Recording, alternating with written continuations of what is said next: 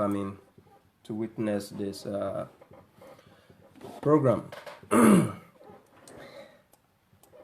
As you know, my name is Shu'aib Abdullahi.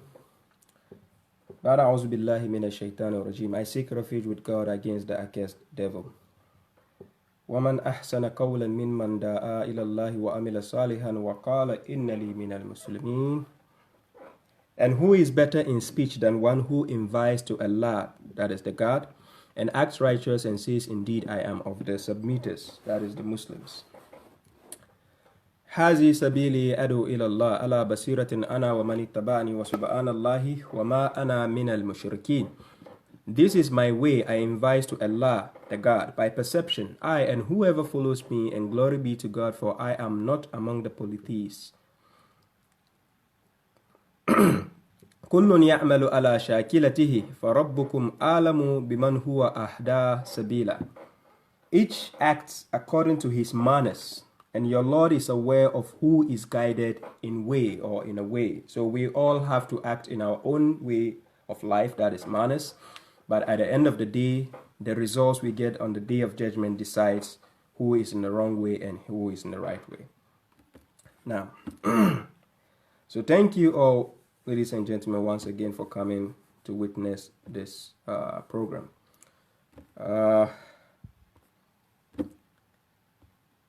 This is a program whereby I have done the audio section of it before, like a year about last year.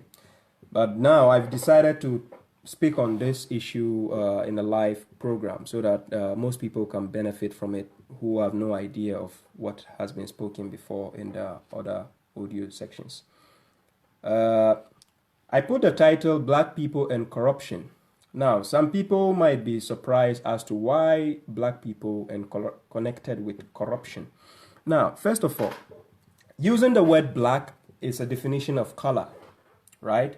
And it is allowed to define a person by a color. A white person, a black person, brown person, it is not a bad thing to do.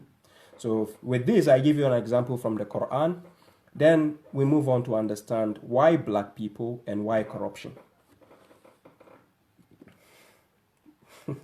Mukhtar Hussein, my water glass is here. Thank you for the reminder. Now, so let's move on. Before I move on, this is the translation of the Great Quran, the English translation and the transliteration from Arabic to English, and the transliteration that can help every basic learner of the Quran to understand the Arabic version and the English translation, word for word translation. This is done by me and with the help of some intelligent friends for the past 6 years. So as you know, this is ready. This copy is ready. So whoever is interested on this copy, the PDF version is free of charge. Whoever is interested, I can send it to you. You download it for free. But whoever is interested in the book version, then you can email me or inbox me for further details. Now, so before I move on, I take you to chapter 49, verse 13 of the Quran. Let's see what God says there. Chapter 49, verse 13. It says, Ya ayyuhan nas, inna khalaqnakum min zakarin wa untha. Then it says, waja'alnakum shu'uban wa qabaila lita'arafu. Inna akramakum indallahi atqakum. Inna Allah alimun khabir. Now, this is what God is telling us here. He says, "O you mankind, indeed we have created you as a male and a female." God didn't create anybody transgender, or neither did he create anybody like in a different form. He created a male and a female. Whatever happens afterward, the transgender, the changing of appearance, we cause it. We alterate the creation of God. God never creates somebody to be like a, a gay, lesbian. No, we form that for ourselves, right? God only created mankind as a male and a female. Then he made you nations. He made you as nations, right? Related by blood, you form your own nations, right? Then and tribes, right? He made it shu'uban, that is the nations, and then he made it what? Qaba'ila, that is the kabila, that is the tribes. Tribes related by blood and marriage, right? He made us as tribes. And this is very, very, very important. Salam, Brother Habib. This is very, very important to knowing your background. It plays a major role to know which nation you belong to and which tribe you belong to. This is the only way you can know your real identity. Now, so God says he did all that you may recognize each other. It is very important to recognize each other, right? So whoever doesn't know the nation he belongs to and doesn't know the tribe he belongs to can never recognize his own brother or relative. No, he can't. But this doesn't mean it gives room to be like for tribalism or racism. That is not the point. I'm bringing you closer to that point. Now, salam tikas. Then he says, indeed, the noblest of you or among you in front of God is the most pious, atkakum, the most pious of you. Because God says, وَمَا خَلَقْتُ الْجِنَّ وَالْإِنسِ إِلَّا لِيَعْبُدُونَ. Chapter 51, verse 56. God says, I did not create you. I created the humans and the jinns. I did not create them except to serve me, that is to worship him. This worship entails with the service of God. It's just like when you are employed into a company, the boss who employs you, you are there to serve him. You have to do what he tells you to do. Similarly, God created you, the human being, to follow his commands, right? So the best among us is the one who is most pious. It does nothing to do with color or tribe or your nation, or America saying we are the greatest nation on the earth, and then China will also say something, then Africans, they will say they are the worst. No. That has nothing to do with it. Now, salam. How Bashir? Thanks for being part of this program. So, what matters most is what the boss decides. It has nothing to do with what another worker says. Another worker says, I'm better than you. It is irrelevant. What the boss says is final. So, similarly, what God says, or who God says is the most pious, is the final word. It has nothing to do with race, your tribe, your nation. No. But God only made the nations and the tribes so that we may recognize each other. That is it. It has nothing to do with racism, tribalism, anything else. Just for recognition. And God says the noblest of you in front of God is the most pious. So keep that in mind. God brought you to the world to serve him. That is, follow his rules. That's why he says, وَمَا أُمِرُوا إِلَّا لِيَعْبُدُوا اللَّهَ مُخْلِصِينَ لَهُ دِينَهُ نَفَى وَيُقِيمُوا الصَّلَاةَ وَيُؤْتُوا الزَّكَاةَ وَذَلِكَ دِينُ الْقَيِّمَةِ. So God says in chapter 98, verse 5, Surah Al-Bayyinah, he says, and they were not mandated, commanded, except what? وَمَا أُمِرُوا إِلَّا لِيَعْبُدُوا اللَّهَ. It says to serve God, to worship God. That is the act of worshiping God, is the service of God. The rules he gives you to follow, you have to follow it. Now, إِلَّا لِيَعْبُدُوا اللَّهَ مُخْلِصِينَ لَهُ دِينَهُ نَفَى. To dedicate the religion sincerely to him, correctly, truthfully, to him alone. Right? So you can never dedicate the religion to God alone if you don't understand who your maker is, who God is. So for instance, when you go to chapter 112, Surah Al-Ikhlas, Salam, Agali. If you go to Surah Al-Ikhlas, Salam, Jallo Kawai. Surah Al-Ikhlas says, Qul huwa Allahu ahad, Allahu samad, lam yalid, walam yulad, walam yakul lahu kufuwan ahad. Now the name of that chapter is called Ikhlas, Surah Al-Ikhlas. That means sincerity, loyalty. Now, without understanding who your boss is, you can never serve your boss correctly if you are at the workplace. Similarly, if you claim you are in the religion of God, just like God says, Inna Dina Inda Lail Islam, right? And you don't understand who that God of that religion or the way of life is, you can never serve him correctly. Because you cannot know what he told you to do, or are you doing it the right way? You can never know because you are following other bosses or other deities. Now, with sincerity, we have to dedicate the way of life, our way of life, that is the religion, God. You can choose to call it religion, way of life, deen. That is what God has given you. He says, Inna Dina Inda Lail Islam, chapter 3, verse 19 of the Quran, right? So what God has showed you to do, because he created you in the first place, you came to the world, so you have to follow his rules as to how to live your life, right? So this way of life you are living is the religion of God. That is what God gave you to do, right? So this religion of God you are following, you must follow his rules and serve him accordingly the way he wants you to do. That's why he says, وَمَا أُمِرُوا إِلَّا لِيَعْبُدُوا اللَّهَ مُخْلِصِينَ لَهُ دِينَ hunafa. Correctly, this is the hunafa comes from the word hanifa, just like God always talk about Prophet Abraham alayhi salam. Now let's go. Peace, my sister Maria. Thank you for being here, Mary Maria. Now let's move on to chapter 30 verse 22, Surah Ar-Rum, chapter 30 verse 22. Let's see what God has to say concerning our colors and our languages. Then he says, وَمِنْ آيَاتِهِ خَلَقُ السَّمَاوَاتِ وَالْأَرْضِ.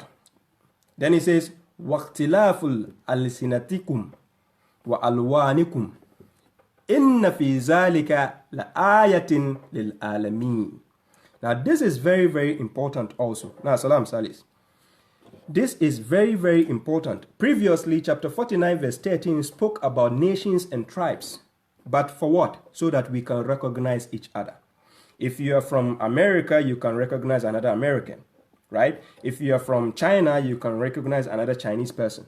Then it comes to the tribe again. If you are from this tribe, you can recognize a person from your tribe. Then now we put that aside. Let's go to chapter 30 verse 22. God says, among his signs, the signs of God, right? The type of his wonders, miracle, because ayat, the word signs, has different multiple meanings in the Quran. It can be used for a verse, it can be used for a miracle, it can be used for a symbol, it can be just used as a sign to notice somebody something. So among his signs is the creation of the heavens and the earth, because he is the only one who claimed that he created the heaven and earth. Nobody else. Nobody else. No other deity on earth that people formulate can testify and claim that he created the heavens and earth. It's impossible. It's just like Nokia company creates a mobile phone, then Samsung will claim the responsibility that they created it. It's impossible. If they claim, they can never show the particulars or what certifies that they created that phone. They can never claim that responsibility. Similarly, God created the heavens and earth. He always claims the title that he is the creator of the heavens and earth.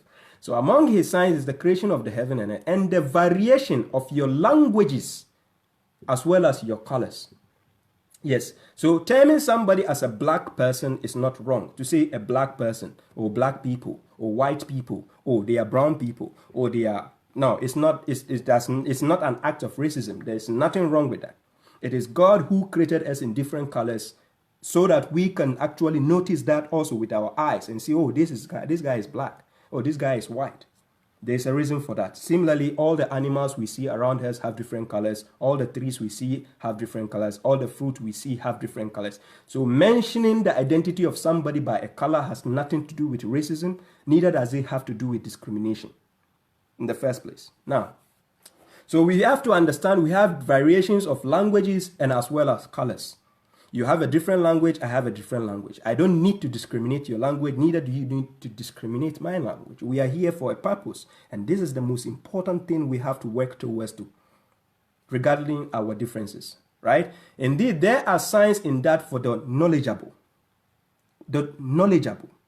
And this is why chapter 35 verse 28 says, those who fear God among his servants are the knowledgeable ones, ulama. Innama yakhsha Allahu min ibadihi ulama. Right? A person who is knowledgeable, Salam, Akib, the person who is knowledgeable can understand what his boss tells him to do because he knows the rules, he has the knowledge of the rules, and he can follow it and do accordingly as he is told. Similarly, in the religion, if you don't have knowledge, then you don't have to practice anything. You have to even go out of the religion, because how can you be in the way of life that God has given you and you have no idea what God is telling you to do? So chapter 17 verse 36 says, وَلَا تَقَفُوا مَا لَيْسَ لَكَ بِهِ عِلْمٌ. Do not pursue that of which you have no knowledge. إِنَّ السَّمَعَ وَالْبَصَرَ وَالْفُؤَادَ كُلُّ أُولَٰئِكَ كَانَ عَنْهُ مَسْئُولًا. Indeed, the hearing, the eyesight, and the what? Fu'ad, that is your mind, right? The mind connected to your brain and the heart, your mind, the way ability to feel, right? With your intellect. All those are accountable, will be held accountable for. But God didn't give you all this in vain. Remember chapter 16 verse 78, God says he is the one who brought you out of the bellies of your mothers knowing nothing. and he gave you the hearing and the eyesight. But how much do we thank him for all this? Right? We don't even use it properly. Because if I give you a pen to write on a paper and you are carrying the pen without writing anything, it means you are not grateful. So if God has given you all these faculties, and you are not using it in the right place to understand your life and who God is, then you're useless. So this is why God similarly gave example in chapter 25, verse 44 of the Quran. He says, do you think that most of them listen or reason? No, he says they are like livestock. And he says even the livestock are better than them. Yes, if you have the ability to listen and reason, why don't you use it? So now when we go back to chapter 30, verse 22, God is telling among his signs he created the heavens and the earth and the variation of our languages and as well as our colors, right? So then we have to understand that to term somebody as a black person is nothing wrong. To term somebody as a white person is nothing wrong. It is not an act of racism, right? We have to understand this point. Now, let's move on to the main topic. Now, I chose the topic, the black people and corruption for a reason, right? Because always, when there is corruption, there is always a cause and a root and a source of corruption. Somebody must have started it before it gets to the worst part, right? And before somebody can corrupt you or can be a corrupted person against you, you have to check yourself first, right? Are you cooperating with the corruption or not? Are you the source of the corruption or not? You have to check yourself. So by this, we need to understand our identity. What do I mean by identity? First of all, I mentioned the nations and the tribes. After that, I went to the colors and the languages. This is very, very relevant to the topic we are going to address. Now, mind you, when you go to the pet shop to buy a pet, before you went to the pet shop, they might already have given him a name or her, that animal, a name. But when you go to buy the pet, you bring it home, you change the name of the pet, and you give it a new home, a different identity, and a different way of life. By this, after some couple of years, this pet will get adopted to your system and your rules and your laws without remembering his past or who he was in the first place, right? Similarly, this has happened to the people called black people on earth. Our identities have been changed. We end up using Arabic names. We end up using English names. We don't have our real identities. So if you ask a black person, what is your roots? Where do you come from? What tribe do you belong to? He has no idea where he comes from because his identity has been changed. And this is what we call the enslavement of a black person, right? So our way of thinking, our way of reasoning, our way of life, everything has been changed. So our identity is lost. So whenever a person is traveling and he doesn't know where he's coming from, he can never know where he's going. There's no way he can know where he's going if he doesn't know where he's coming from. But when he knows where he's coming from, when he goes out, he knows where he's going, and after going, he knows where he will come back to. That is the point. So now, our identity has been misplaced in a way that when a black person is not called a black person, he will be called an African. An African is not an identity. This is not our identity. Go and ask your maker, the one who created you in the first place, what is your identity? Then he will tell you. Similarly, when you are employed into a company, the boss has to tell you what is your role in the company. Without the boss telling you, whoever you listen to, you are astray because the person cannot give you the right details as to who you are in the workplace. So a boss must tell you, hey, I need you to come 1 o'clock and close at 6 o'clock. I need you to stand this place, sit here, do this, do that. Without conforming with the rules of the boss, you are lost. You are out of touch. You can never be in accordance with what the boss wanted you to do. So similarly, by understanding our identity as black people, we need to go back to the roots. And what is the roots? By where God communicates with you to tell you your identity. So in the first place, let's go back to the scriptures. Let's refer to the Quran, chapter 3, verse 71, and let's see what God says in the scripture. So Surah Al-Imran, chapter 3, then we go to verse 71. Now, the reason why I'm giving these verses are very, very important also to the point. Now, it says, Ya al-kitab, لما تلبسون الحق بالباطل وتكتمون الحق وأنتم تعلمون. O people of the book, why do you mix the truth with falsehood and conceal the truth while you know? Now, this is very, very, very, very, very important here. O people of the book, this is emphasizing that people who claim that they have the book of God with them, be it the Jews, be it the Christians, be it any other religion claiming they have a book from God with them. Now God is saying, oh people of the book, why do you mix the truth with falsehood?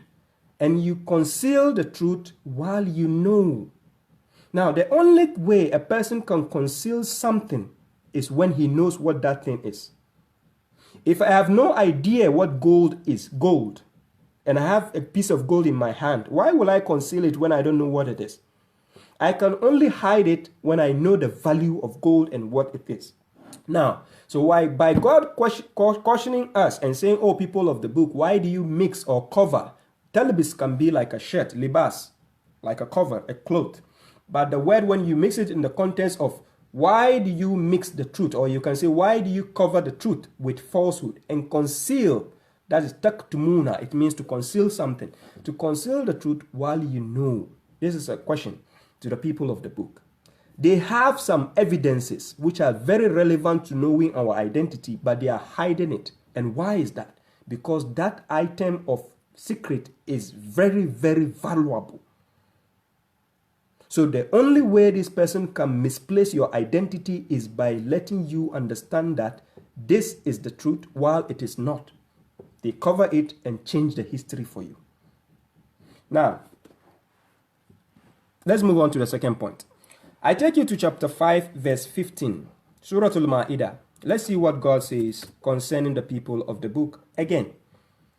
Now, in that chapter, God says, Ya ahlal kitab, qad ja'akum rasuluna yubayyinu lakum kathiran mimma kuntum tukhfuna min al-kitab wa ya'fu an kathir qad ja'akum min Allahi nurun wa kitabun mubin. What does the verse mean? It says, O people of the book, our messenger has come to you to clarify to you much, not less, not small, much of what you have concealed of the book, while overlooking much.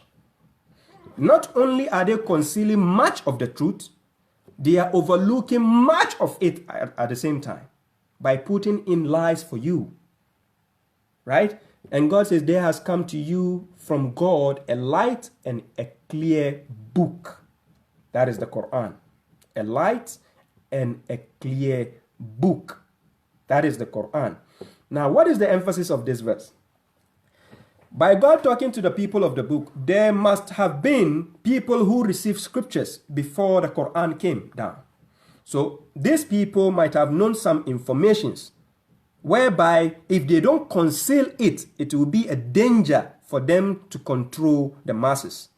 So they have to conceal it to put you into like in a lost world, wonder world, not knowing what you are about, so that they can control you. And when you look all over the world, a black man falls into this trap without knowing where he's coming from and where he's going.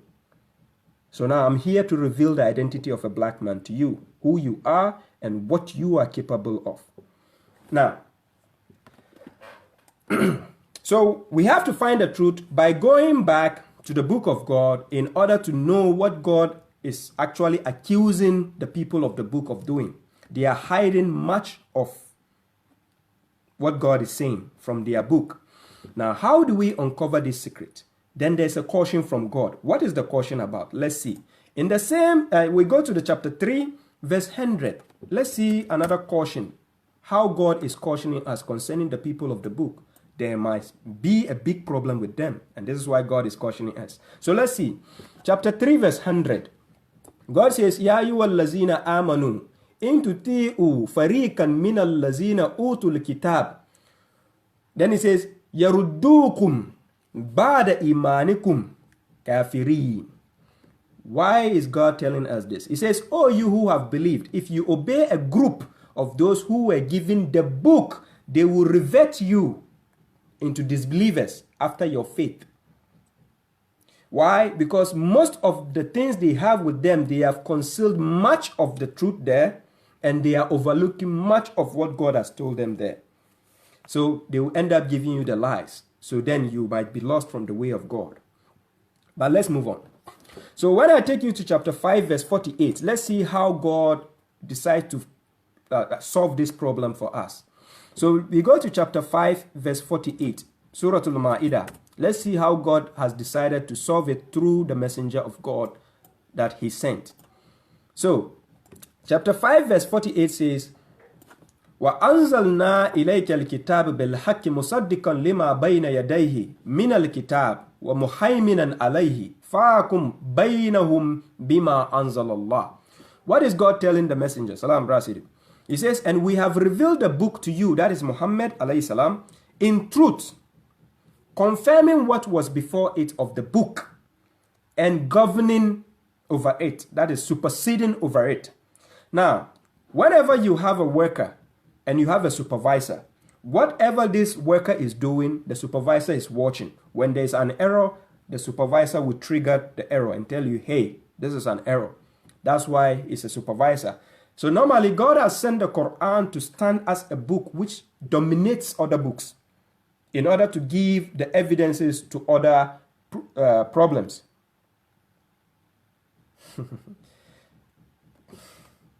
Now, just look away. So God says, and we have revealed a book to you in truth, confirming what was before it of the book and governing over it. So judge is telling the messenger, the prophet Muhammad alayhi salam, so judge between them by what God has revealed, and do not follow their inclinations concerning what has come to you of the truth. So now we can see that the book God has given to Muhammad alayhi salam to bring to us, that book is the supervising book over the previous books, so that it governs over it. When there is an error there, it tells you. When there's a lie there, it tells you. When there's a truth there, it confirms it. So it's a confirmation of what was before it, and the book came down in truth, and there is no falsehood in it. Now, Salam, Sayyid Raf. Salam, Based Ali. Now, so we can see the evidence here why we are going to use the Quran to fish out the evidences concerning why our identity has been misplaced and why we don't know who we are and we are proud of being Africans. No, don't be proud of your slave names. It doesn't help you. Now, I take you to chapter 10, verse 37. Let's see what God says. Now, God says, وَمَا كَانَ هَذَا الْقُرْآنُ أَنْ يُفْتَرَى مِنْ دُونِ اللَّهِ وَلَكِنْ تَصْدِيقَ الَّذِي بَيْنَ يَدَيْهِ وَتَفْصِيلَ الْكِتَابِ لَا رَيْبَ فِيهِ مِنْ رَبِّ الْعَالَمِينَ. What is the verse telling us? And this is not the Quran. The Quran you are reading, the same Quran I'm reading to you. Salam Larishari. The same Quran I'm reading, God is saying, this is not the Quran that could be invented by other than God. However, it is a confirmation of what was before it and an elaboration of the book, and there is no doubt therein. No doubt. In order to establish the truth, the reason why we call it the truth, which means there is no doubt when it comes to the truth. To establish the truth, you need a book or an evidence without any falsehood attached to it in order to understand what the truth is. So I'm leading you there, and I'll show you why black people need to understand the Quran as their weapon. Now, so God says there is no doubt therein from the Lord of the worlds. So now let's confirm something that the Quran confirms. Chapter 3, verse 3. Let's see what God says. Surah Al-Imran. Then we go to verse 3. God says what? نزل عليك الكتاب بالحق مصدقا لما بين يديه وأنزل التوراة والإنجيل. God says He has revealed the book to you, that is Muhammad alayhi salam, in truth, confirming what was before it, as He revealed the Torah and the Gospel, that is Injila. Now, so the Quran is to stand as a confirmation of what was in the Torah and what was in the Injil. So this is what we are here to do. Now, when we move on, I take you to chapter 27, verse 76. in order to understand this point very, very well. I take you to chapter 27, that is Surah An-Naml, verse 76. Let's see what God says concerning this. God says, Inna haza al-Qur'ana yakussu ala bani Isra'ila akthar allazi hum fihi yaktalifun. God says, indeed, this Quran narrates to the children of Israel. This Quran narrates to the children of Israel most of what they are disputing about. This Quran, it narrates to the children of Israel. Now somebody will be asking this question, who are the children of Israel? Who are those? Or who is that? What is this guy talking about? Children of Israel? Is it not the Israel in Middle East? No. You are being deluded. That Israel you see in the Middle East is not the children of Israel according to the scriptures. No. You should know your identity, and I'm here to show you your identity. Don't let anybody fool you. Learn your history from your own people. Don't go and learn your history from another source, which is not from your own people. Now let's go on. So we can see the Quran has the answers to what every black person needs to understand. We are here to see it. So God says, and indeed this Quran narrates to the children of Israel most of what they are disputing about. So underline the word children of Israel. That is where we are delving into to understand who we are. And then at the end of the day, you see who you are. Now, so when I take you to chapter 26, verse 197, Surah Ash-Shu'ara, 197, this is what God says concerning the Quran. God is telling the Arabs, listen carefully. God is telling the Arabs, now listen to what God is telling the Arabs here. He says, أَوَلَمْ يَكُنْ لَهُمْ آيَةً أَنْ يَعْلَمَهُ الْعُلَمَاءُ الْبَنِي إِسْرَائِيلِ. God is asking the Arabs a question. He says, or has it not been a sign for them, that is the Arabs, that the scholars of the children of Israel know it? Know what? The Quran? Because when you start from the verses above in context, concerning chapter 26, verse 193, it is talking about the Holy Spirit brought it down, that is the Quran, into your heart, that is into the heart of Muhammad, that you may be of the warners, in a clear Arabic language, that is the Quran. For indeed it is in the scriptures of the predecessors, that is the scriptures given to the children of Israel. It can be found there. If you want to confirm, go to chapter 28 of Isaiah, chapter 28, verse 9 to verse 13, and go and read the evidence there. Now, so when you continue here in chapter 26, from 193 to 197, God says, or has it not been a sign for them that the scholars of the children of Israel know it? Now the word ulama, it means alim, somebody who knows. But in plural form, ulama is scholars, somebody who has learned something for a long time and gained mastery in it.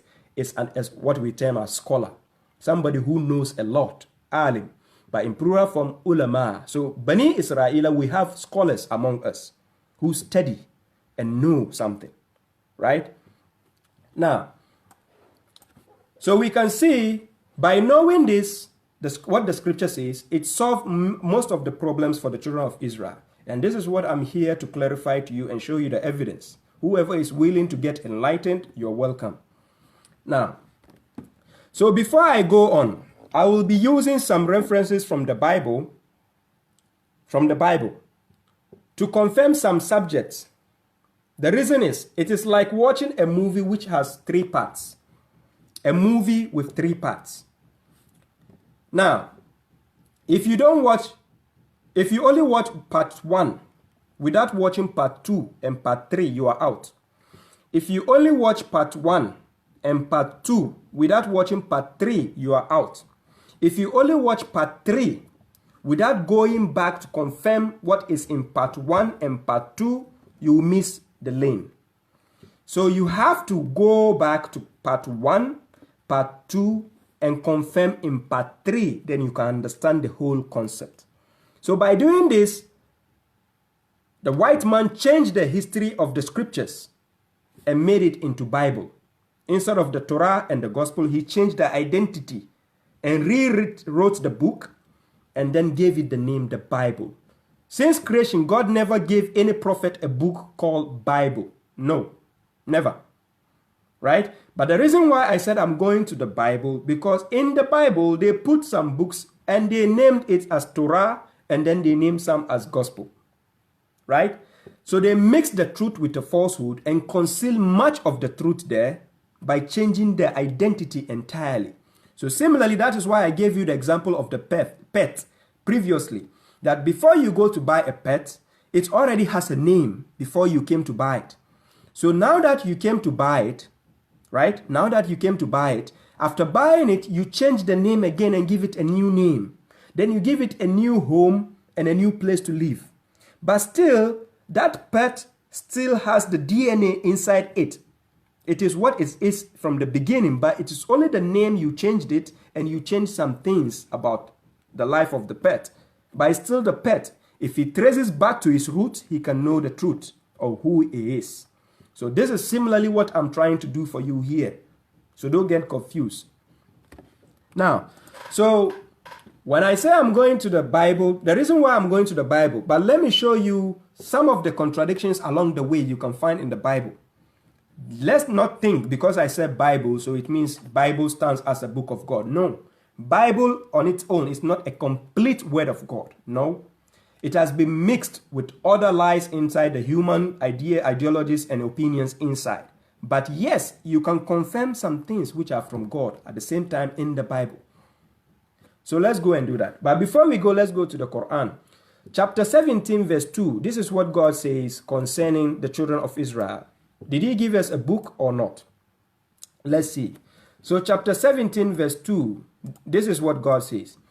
He says, وَآتَيْنَا مُوسَى الْكِتَابَ وَجَعَلْنَاهُ هُدًى لِبَنِي إِسْرَائِيلَ أَلَّا تَتَّخِذُوا مِن دُونِي وَكِيلًا. For we gave Moses the book and we made it a guidance for the children of Israel, that do not take a representative besides me. And this is what we actually do. We are doing contrary to what God told us. We have a book of God with us and we are doing things against God. Right? Apart from that, this shows us that children of Israel had a book from God that they were following. But how come now the book is misplaced and it turns into a Bible? We will find that out later. But let's go and see this evidence. In chapter 6 verse 91, what is God saying concerning this? The reason why I'm saying the Bible 100% cannot be reliable, I'm showing you the evidence. When you go to chapter 6 verse 91, this is what God says. And they did not value God with his true value when they said God does not reveal anything to a human. Say, messenger, who revealed the book which Moses brought as a light and guidance for the people? Who revealed that? Now, then it says, you put it on sheets of paper, manifesting it and concealing much. You were taught what neither you nor your fathers knew, say God, and then leave them in their waging playing. Right? So now God is trying to reveal a certain secret here. The book that he gave Moses, after Moses, people are trying to write it on sheets of paper by concealing much of it. So what did God say in that verse? He says, you put it on sheets of paper, manifesting it and concealing much. You were taught what neither you nor your fathers knew. Now this is the main point on understanding why the scriptures have been tampered with, except the Quran, and I'll confirm that to you. Now, we move on. So when I take you to chapter 2 verse 79, this is how God is warning them concerning people who write lies and attribute it to God. Chapter 2 verse 79 of the Quran, God says, فَوَيْلٌ لِلَّذِينَ يَكْتُبُونَ الْكِتَابَ بِأَيْدِيهِمْ ثُمَّ يَقُولُونَ هَذَا مِنْ عِنْدِ اللَّهِ لِيَشْتَرُوا بِهِ ثَمَنًا قَلِيلًا فَوَيْلٌ لَهُمْ مِمَّا كَتَبَتْ أَيْدِيهِمْ وَوَيْلٌ لَهُمْ مِمَّا يَكْسِبُونَ.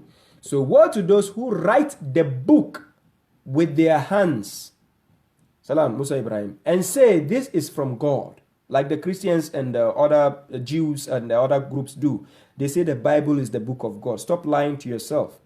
And to make it worse, they even call it holy book. Bring the Bible to me, Shuaib Abdullah. Let me show you the contradictions inside that book. It can never be from God entirely. Yes, there are some words in there which are from God. You transfer it from the Torah and the real gospel of Jesus into that book. But the Bible itself is not the book of God. So woe to those who write the book with their hands and say this is from God, in order to trade it for a little price. So woe to them for what their hands have written, and woe to them for what they earn. And this is why there are different versions of the Bible being sold across the world for business purpose. Now, let's move on. So like I said, you need to watch a movie when it has 3 parts. You need to watch part 1, part 2, part 3 to understand it all. If you watch part 2 alone, you cannot understand entirely. If you watch part 1 alone, no. If you watch part 3 alone, you might understand, but not every concept, because you miss what is in part 1 and part 2. So now, by understanding this, I take you to chapter 5, verse 68. Let's see what God told the people of the book concerning this. So, Surah Al-Ma'idah, verse 68. What did God say? He says, "Say, you messenger, O people of the book, you are not upon anything until you establish the Torah and the gospel and what has been revealed to you from your Lord. And what has been revealed to you from your Lord will increase many of them in transgression and disbelief. So do not be saddened over the disbelieving people." Now, when you go to chapter 5, verse 68, God is talking to the people of the book. And when we say the people of the book, they are people who claim to have received scriptures from God, be it Jews, be it Christians, be it any other group out there who claims they have a book from God. So, O people of the book, you are not upon anything until you establish the Torah and the gospel and what has been revealed to you from your Lord. And what has been revealed to you from your Lord will increase many of them in transgression and disbelief. So do not be saddened over the disbelieving people. Now let's move on. So when we go to chapter 21, verse 7, we are going to confirm something before going on to understand who the children of Israel are. So chapter 21, verse 7. What is the verse saying? God says what? He's telling the messenger, alayhi salam, وَمَا أَرْسَلْنَا قَبْلَكَ إِلَّا رِجَالًا نُوحِي إِلَيْهِمْ. Then he says, فَاسْأَلُوا آلَ الذِّكْرِ إِن كُنْتُمْ لَا تَعْلَمُونَ. Now this verse is very interesting. And we did not send before you, that is Muhammad, except men to whom we inspired. Then God says, so ask the people of the remembrance, that is a zikra, if you do not know. Now, some of the scholars of the hadith or whatever you have, the mainstream Muslims, will tell you that al-zikr means they are ulama. That is a lie. The al-zikr are the people of the book who have received previous scriptures before you receiving the Quran. So God is saying, so ask the people of the remembrance if you, the present one, doesn't know or do not know. Then you can be enlightened as to which type of prophets or messenger did God send in the past. This is what God means here. Now, by understanding this, let's pretend we go, Salam Jalakar. Let's pretend we go back to the people of the book to ask them some questions concerning people, messengers whom God sent in the previous past. Now, we are going back. Now, let's find out who is Israel, or who Israel is according to the previous scripture. We want to find out who is Israel, because we are here to talk about black people who come from the children of Israel. So let's see who is Israel in the first place. Now, to understand who Israel is, you have to understand who Abraham is, and who Isaac is, and who Jacob is. Abraham, Isaac, and Jacob. Now, Jacob is the grandson of Abraham. Then Isaac is the father of Jacob, while Jacob is the one called Israel. So let's see some of the evidences. When I take you back to the Bible, Genesis chapter 25, verse 19, right? And you read downwards to verse 26. I'm going to show you just this part. There's a reason why I brought you to the Bible, for a reason. And these are the generations of Isaac, Abraham's son. Abraham begat Isaac. And verse 20 says, and Isaac was 40 years old when he took Rebekah as a wife, the daughter of Bethuel the Syrian of Padam Aram. Then he says, the sister of Laban the Syrian. And Isaac entreated the Lord for his wife because she was barren. And the Lord was entreated of him. Then and Rebekah his wife conceived. Verse 22, and the children struggled together within her. And she said, if it be so, why am I thus? And she went to inquire of the Lord. Verse 23. Then he says what? And the Lord said unto her, two nations are in thy womb. Which are the nations? We have the Edomites and then Israelites. But let's go on. Are in thy womb, and two manner of people shall be separated from their bowels. And the one people shall be stronger than the other people, and the elder shall serve the younger. Verse 24, and when her days to be delivered were fulfilled, behold, there were twins in her womb. 25, and the first came out ruddy. When we say ruddy, it's like a red type of skin. A red person. A red type of skin, not black person, a red. That is the firstborn. All over like an hairy garment. And they called him Esau. So out of Esau came a nation called Edomites. Right? Then we go. Verse 26. And after that came his brother out. And his hand took hold on Esau's heel. And his name was called what? Jacob. That is where the Israelites came from. And Isaac was 80 years old when she bare them. Now, I only went to the Bible to confirm something here. This is something I'm going to re-explain to you further ahead, why I went to the Bible and what point I'm trying to prove here. Now, when we go to Genesis chapter 35, verse 10, now we want to understand how Jacob became Israel. When you go to Genesis chapter 35, verse 10, it says, and God said unto him, that is Jacob, thy name is Jacob. Thy name shall not be called any more Jacob, but Israel shall be thy name. And he called his name Israel. So Jacob's name became Israel. And I'll go to the Quran to confirm the name Israel for you. Now, when we go to Isaiah chapter 43, verse 1, but now thus said the Lord that created thee, O Jacob, and he that formed thee, O Israel, fear not, for I have redeemed thee, I have called thee by thy name, thou art mine. That is Israel. Jacob became Israel. Now, when we go to the Quran chapter 3, verse 93, let's see something here which the Quran confirms the name Israel here. Chapter 3, verse 93 of Surah Al Imran, God says, كل طعام كان هلا لبني إسرائيل إلا ما حرم إسرائيل على نفسه من قبل أن تنزل توراة. Then he says, قل فآتوا بالتوراة فأتلوها إن كنتم صادقين. All food was lawful for the children of Israel except what Israel forbade for himself. Before, that is of before, the Torah was revealed. Say, so bring the Torah and recite it if you should be truthful. Bring the Torah and recite it if you should be truthful. So at the time of Israel, all food, that is at the time of Jacob, all food was lawful for him.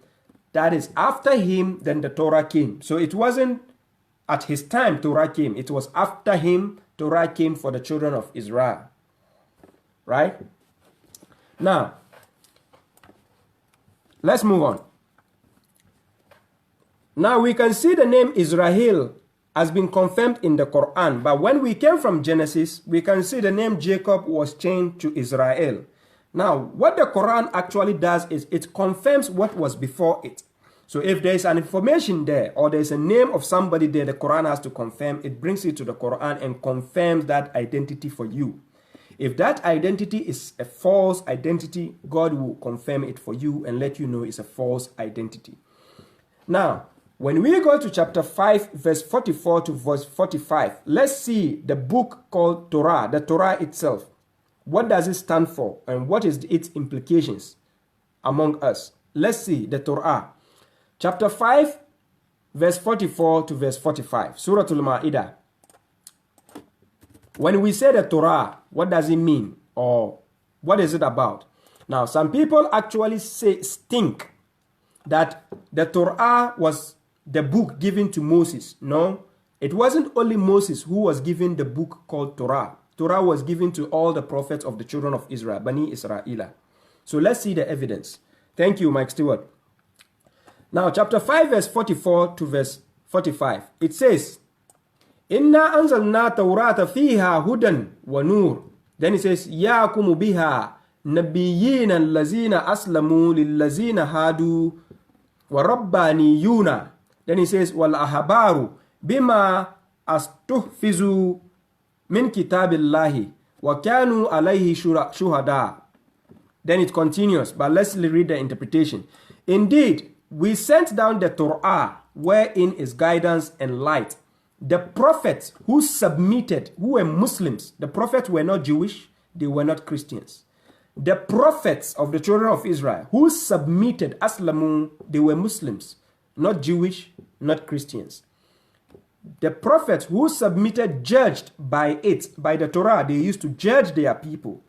For those who were Jewish, so at that time there were people called Jewish people. They are not the children of Israel. Stop mistaking the identity of the Jewish people with the children of Israel. There's a difference.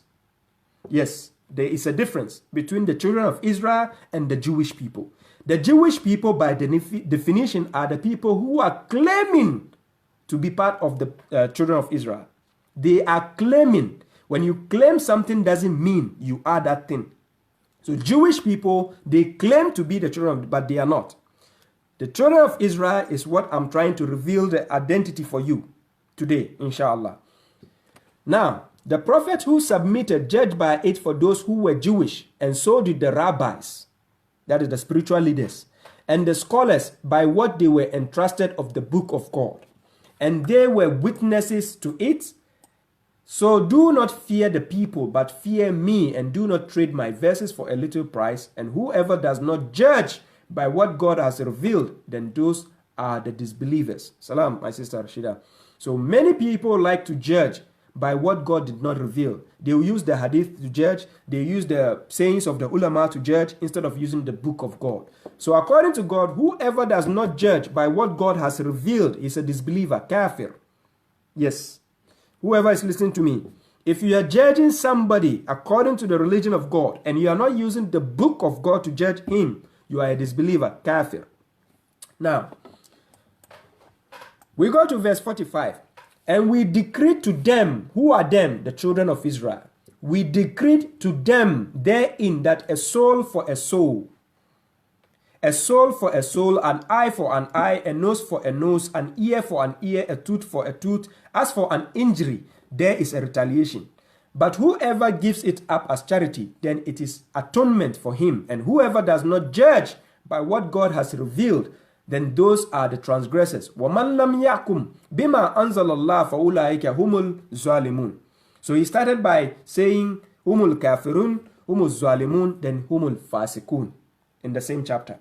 Now, if you want to confirm the verse for an eye, life for life, go to Exodus, the book of Exodus. In the Bible, go to Exodus chapter 21, verse 23 to 25. You see the verse concerning an eye for an eye. Now, I repeat again, I'm not saying the entire Bible is the book of God. No. I've shown you the evidences already. They have concealed much of what God has revealed, and then they put in their desires and some few verses from the words of God. So whatever is there that is confirmed by the Quran, it is the word of God. If it's not confirmed, it is not from the word of God. Now, let's move on. So we can see the Torah was given to the children of Israel. The At-Torah, it was given to the children of Israel. It doesn't mean the Israel in the Middle East, Palestine, that is a different nation that was named by the white people. These are called a tribe. They are the tribe. They are called the children of Israel. That is the children of Jacob. So I'm going to show you the identity. Good. So now let's see the people who are given the Torah and they are not using it. Let's see what God says concerning them. When you go to chapter 62, then you go to verse 5. Surah Al-Jumu'ah. Chapter 62, then we go to verse 5. Let's see what God says concerning people who are not upholding the Torah. He says, مَثَلُ الَّذِينَ هُمِّلُوا التَّوْرَاةَ ثُمَّ لَمْ يَعْمِلُوهَا كَمَثَلِ الْحِمَارِ يَعْمِلُ أَسْفَارًا بئس مثل القوم الذين كذبوا بآيات الله والله لا يهدي القوم الظالمين. The example of those who were made to bear the Torah and then did not bear it, they did not carry it, is like the example of a donkey carrying volumes. When we say volumes, it's a compilation of books. Now you can imagine a donkey carrying a book. How can a donkey read a book? You get the point? So God is giving the example of those who were made and who were made to bear the Torah. Was it not the children of Israel? I showed you the evidence. The children of Israel were made to bear the Torah, but they did not. So they are like a donkey. They are like donkeys carrying volumes with them because the book is useless to them. Now I will show you how the white man was able to take the Torah away from the black man and change it into the book called Bible and bring it back to you again. Because they mixed the truth with the falsehood. So now you are confused. Yes. So now only the Quran can give you the solutions to your problems. And this is what I'm here to do for you, inshallah. Now, salim. Now, so when you read from chapter 62 verse 5, the example of those who were made to bear the Torah and then did not bear it is like the example of a donkey carrying volumes. Wretched is the example of a people who deny the verses of God. And God does not guide the transgressing people. So according to Quran chapter 16, verse 104, if you do not believe in the verses of God, God will never guide you. Yes. You do not believe in the verses of God, there is no way God can guide you. Because the book contains the guidance. Chapter 45, verse 11. Haza hudan. The Quran contains the guidance for you. Now, let's move on. So now we can see the capability of Torah. Then God again, after the prophet, he sent Jesus, Isa, to come to the children of Israel and confirm the Torah again for them because they are stubborn. They have the Torah with them, but they disregard it. They don't like it to follow it. So let's see the evidence again. Chapter 61, verse 6. Surah Al-Saf. Chapter 61, verse 6. This is what God says. وَإِذْ قَالَ عِيسَى بْنُ مَرْيَمَ يَا بَنِي إِسْرَائِيلَ إِنِّي رَسُولُ اللَّهِ إِلَيْكُمْ مُصَدِّقًا لِمَا بَيْنَ يَدَيَّ مِنَ التَّوْرَاةِ وَمُبَشِّرًا بِرَسُولٍ يَأْتِي مِنْ بَعْدِي اسمه أحمد. Then he says, فَلَمَّا جَاءَهُمْ بِالْبَيِّنَاتِ قَالُوا هَذَا سِحْرٌ مُبِينٌ. And when Jesus, the son of Mary, said, O children of Israel, O children of Israel. Remember, his mother, Maryam, is part of the children of Israel. So when he came, because according to chapter 14, verse 4, God does not send a messenger except by the language of his people. So when Jesus came to them, right? Because automatically, if your mom is part of a certain type of people and you are giving birth to, you take the identity also, right? Now, and when Jesus, the son of Mary, said, O children of Israel, I am a messenger of God to you, confirming what was before me of the what? The Torah, that is a Torah. Because they have the book, but they are disregarding the book. So God still has to send a messenger to confirm something for them. That is why chapter 5 of the Quran, verse 44, tells you how God sent down the Quran and tells you there's the guidance and the light therein. And the prophets who submitted, who were Muslims, not Jewish, not Christians, judged by it for those who are Jews and the other people.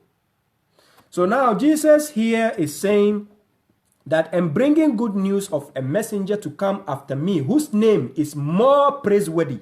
It doesn't mean Muhammad's name is Ahmed. That is a lie. The word Ahmad is in a superlative form. In Arabic, we say Sayfat Tafsila. That is why it has Alif and Fat'ah. It's Ahmad. It means that person coming after Jesus, his name is more praiseworthy, which means he is bringing something greater than what Jesus brought, right? And this is why the Quran that was given to Muhammad to bring, the Quran supersedes over all the scriptures in the past. So the Quran stands as a dominant book according to chapter 5 verse 48. And the Quran starts as a supervisor, a confirmation book to confirm what was before.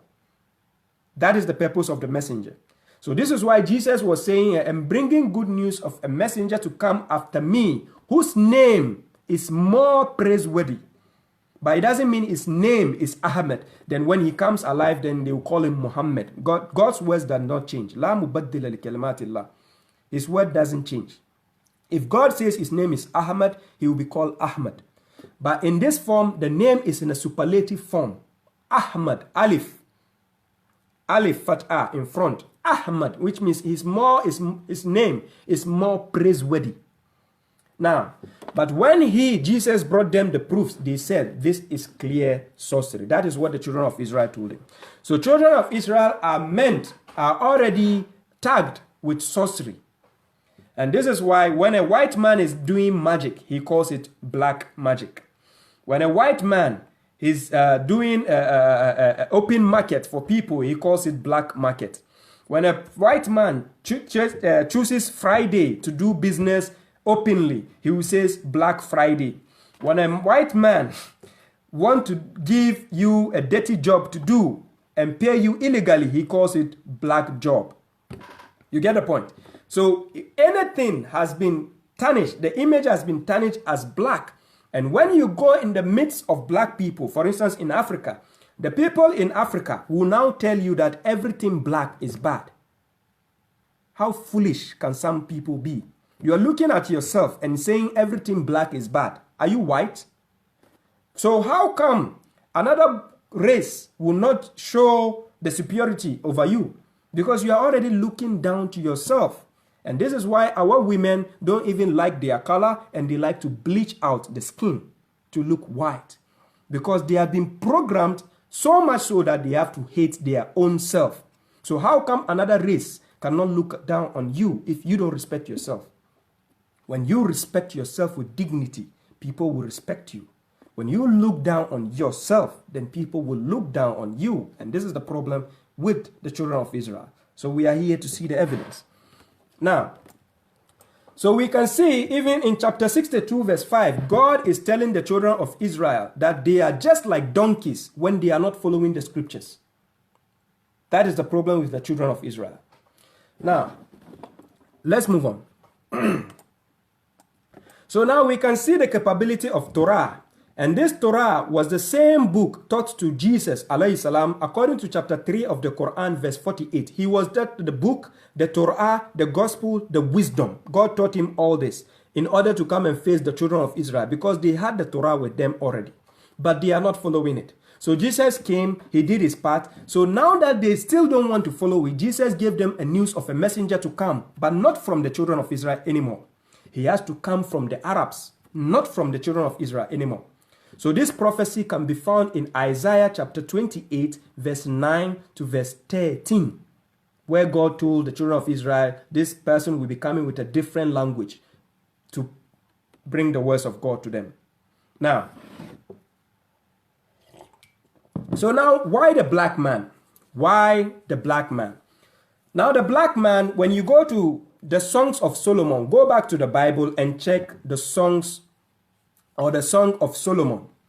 Then you go to chapter 1, verse 5 to verse 6. Let's see what Solomon said. I'm reading the interpretation to what Solomon said. When you go to Songs of Solomon, when you read chapter 1, verse 1, it says the Song of Songs, which is Solomon's. It is Solomon's song, right? Now, when you go to chapter 1 of that chapter and you go to verse 5 to verse 6, this is what Solomon said. He says, I am black, but comely, O ye daughters of Jerusalem. as the tents of Kedar. When we say Kedar, Kedar is one of among the 12 princes. The 12 princes under what? Ishmael. Ismail, that is the prophet Ishmael, that is the other son of Abraham. Kedar. Now, Solomon describing himself here, this is what he said. He said, I am black. Now, this word in Hebrew language is called shaukore. Shaukore means something which is dark-skinned, black. Now, this is King Solomon talking, the son of King David, Prophet David, alayhi salam, right? And they are part of the children of Israel. Now, David is also the descendant of Moses and Aaron, according to chapter 2 of the Quran, verse 246 to verse 255. You read downwards. You see the evidence there. They are the descendants of Moses and Aaron. While Moses and Aaron are the children of Israel too. And they are also the descendants of what?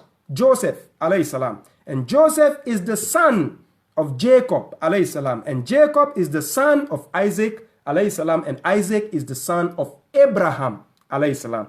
So now Abraham had two sons, Ishmael and then Isaac. Now Ishmael has the promise of a different nation.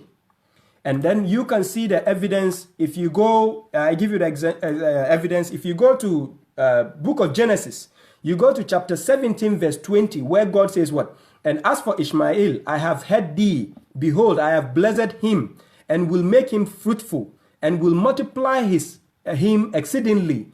12 princes shall he beget, and I will make him a great nation.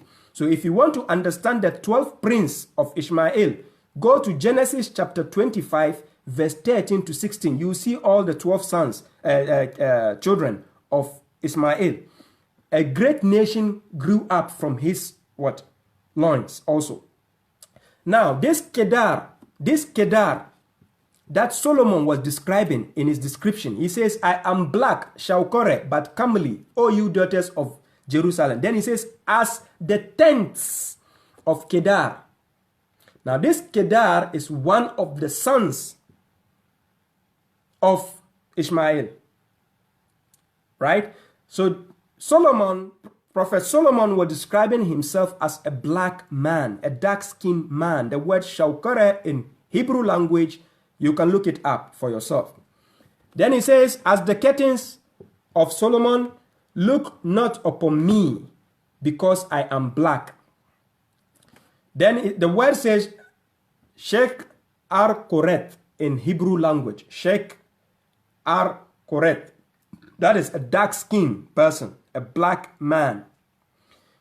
Then he says what? Because the sun hath looked upon me, my mother's children were angry with me. They made me the keeper of the vineyards, but my own vineyard have I not kept. Now, apart from that, when you go to Job, the same Bible, go to Job chapter 30, verse 28 to 30 again. I'm going to show you Prophet Job was also a black man, a dark-skinned man. He says, I went mourning without the sun. I stood up and I cried in the congregation. I am a brother to the dragons, and this is a metaphor. It doesn't mean real dragons. It's a metaphor, right? And a companion to the owls. This owls is a metaphor. It doesn't mean a real owls. You can check the meaning in the dictionary. You see the metaphor, the other meaning of it. Then it says, my skin is black. Now this word in Hebrew language is shaukor. That is shaukar. It says, my skin is black upon me and my bones are burnt with heat. Now, naturally, the children of Israel are dark-skinned people. They are not white. They are not Caucasians. They are not any other color. They are dark-skinned people. The children of Israel. That's the children of Jacob. That is the identity. They are black people. Now, the main reason why I'm delving into this part is to know your identity. Now, remember, chapter 30 of the Quran, verse 22, God placed the emphasis of colors and languages to prove a point as a sign from God. Now, you need to know that your identity and color plays a major role in your identity. Yes. Now, When you go to the Quran chapter 2 verse 246, God was telling Muhammad alayhi salam about the children of Israel. Now, when I'm talking to somebody, because of my level of intellectuality, when I'm talking to somebody whose intellectual ability is down, there is a problem in terms of understanding each other. It's just like when you are talking to somebody, you are in the university and somebody is in the elementary school. You can't expect somebody in elementary school to grasp what you are saying from the university standard, right? Unless you what? You groom his mind up little by little till his mind is able to grasp what you are saying. Now, some people always misunderstand me when I mention the Prophet Muhammad. I don't say he's my prophet. I say it is the prophet of the Arabs. That is not a distinguish. I'm not trying to distinguish here. There's a level of understanding here. He is the prophet for the Arabs, but he is a messenger for the whole of mankind. That is according to chapter 7, verse 158, where he says, Ya ayyuhan nas, inni rasulullahi ilaykum jami'an. I'm a messenger of God to you all. But he is not a prophet of God to us all. He's a prophet for the Arabs and Arabs only. Remember, according to chapter 33, verse 40, he had two duties. Ma kana Muhammadun aba ahadin min rijalikum walakin rasulallahi wa khataman nabiyyin. He was a prophet and a messenger. As a messenger is for the whole world. That is the Quran. As a prophet, he only was with the Arabs. That is it. He was a prophet for the Arabs, not for me and you black people. No. Our prophets are Moses, Jesus, Ezekiel, Job, Solomon, David, Aaron. Those are our prophets. But I'm not trying to make a distinction here. You don't get the point. There's a difference between a prophethood and a messengership. When it comes to the message, it's all the same message from God. وَمَا عَلَى رَسُولِ إِلَّا الْبَلَاغُ مُبِينٌ. But when it comes to the prophethood, they have their personal life and the way they live with their people. So nowhere in the Quran, even by mistake, does God say, obey God and obey the prophet. Nowhere. But instead, he tells you, obey God and obey the messenger. Because the message has to do with the whole world. It does not have to do with a particular group of people alone. No. Now, the reason why I'm placing this emphasis, when you go to the Quran chapter 2 verse 246, God was telling Muhammad about the prophet of the children of Israel. Now, I'm going to show you a distinction in which God was classifying a prophet for the children of Israel here. He says, have you, Muhammad, not considered the assembly of the children of Israel after Moses when they said to a prophet of theirs, when they said to a prophet of theirs, which means Muhammad is excluded from his. One, Muhammad was an Arab. He was not part of the children of Israel. No. Two, Muhammad was a prophet of God, but he was not a prophet for the children of Israel. Children of Israel can never be proud of a prophet which doesn't belong to them. Yes, they can be proud of a prophet which belongs to them, but not an Arab prophet. The Arabs can be proud of a prophet which was raised among them. But when it comes to the messengership, delivering the message, there is no distinction there. There's no difference. You cannot say this message, we don't work with it. No, it has to do with the same message. That is God. So God says, وَمَا عَلَى رَسُولِ إِلَّا الْبَلَاغُ مُبِينٌ. The messengers are only entitled to deliver a message which comes from the same God, one God, but different people. Now, so when we go to chapter 2, verse 246, he says, have you not considered the assembly of the children of Israel after Moses? Because Moses was part of the children of Israel, but after him, still children of Israel again. Right? So after Moses, when they said to their prophet of theirs, delegate a king for us, we will fight in the way of God. He said, will you not perhaps not fight if fighting was decreed to you? They said, and why should we not fight in the way of God while we have been expelled from our homes and our children? But when fighting was decreed to them, they turned away except a few of them. And God was aware of the transgressors. So when you continue to chapter 2, verse 252, you get the idea of what I'm saying. So saying that Prophet Muhammad is our prophet, when you are a black person, it means you don't understand yourself. You are not an Arab. Let the Arabs say he is their prophet. But when it comes to the message, the Quran is for all of humanity. According to chapter 2, verse 185, God says, Shahrul Ramadan allazi unzila fihi al-Quran hudan linnas. He says Ramadan is the month in which the Quran was brought down as a guidance for mankind, not for the Arabs. No, but Muhammad is an Arab prophet for the Arabs. So children of Israel can never claim Muhammad to be their prophet. No way.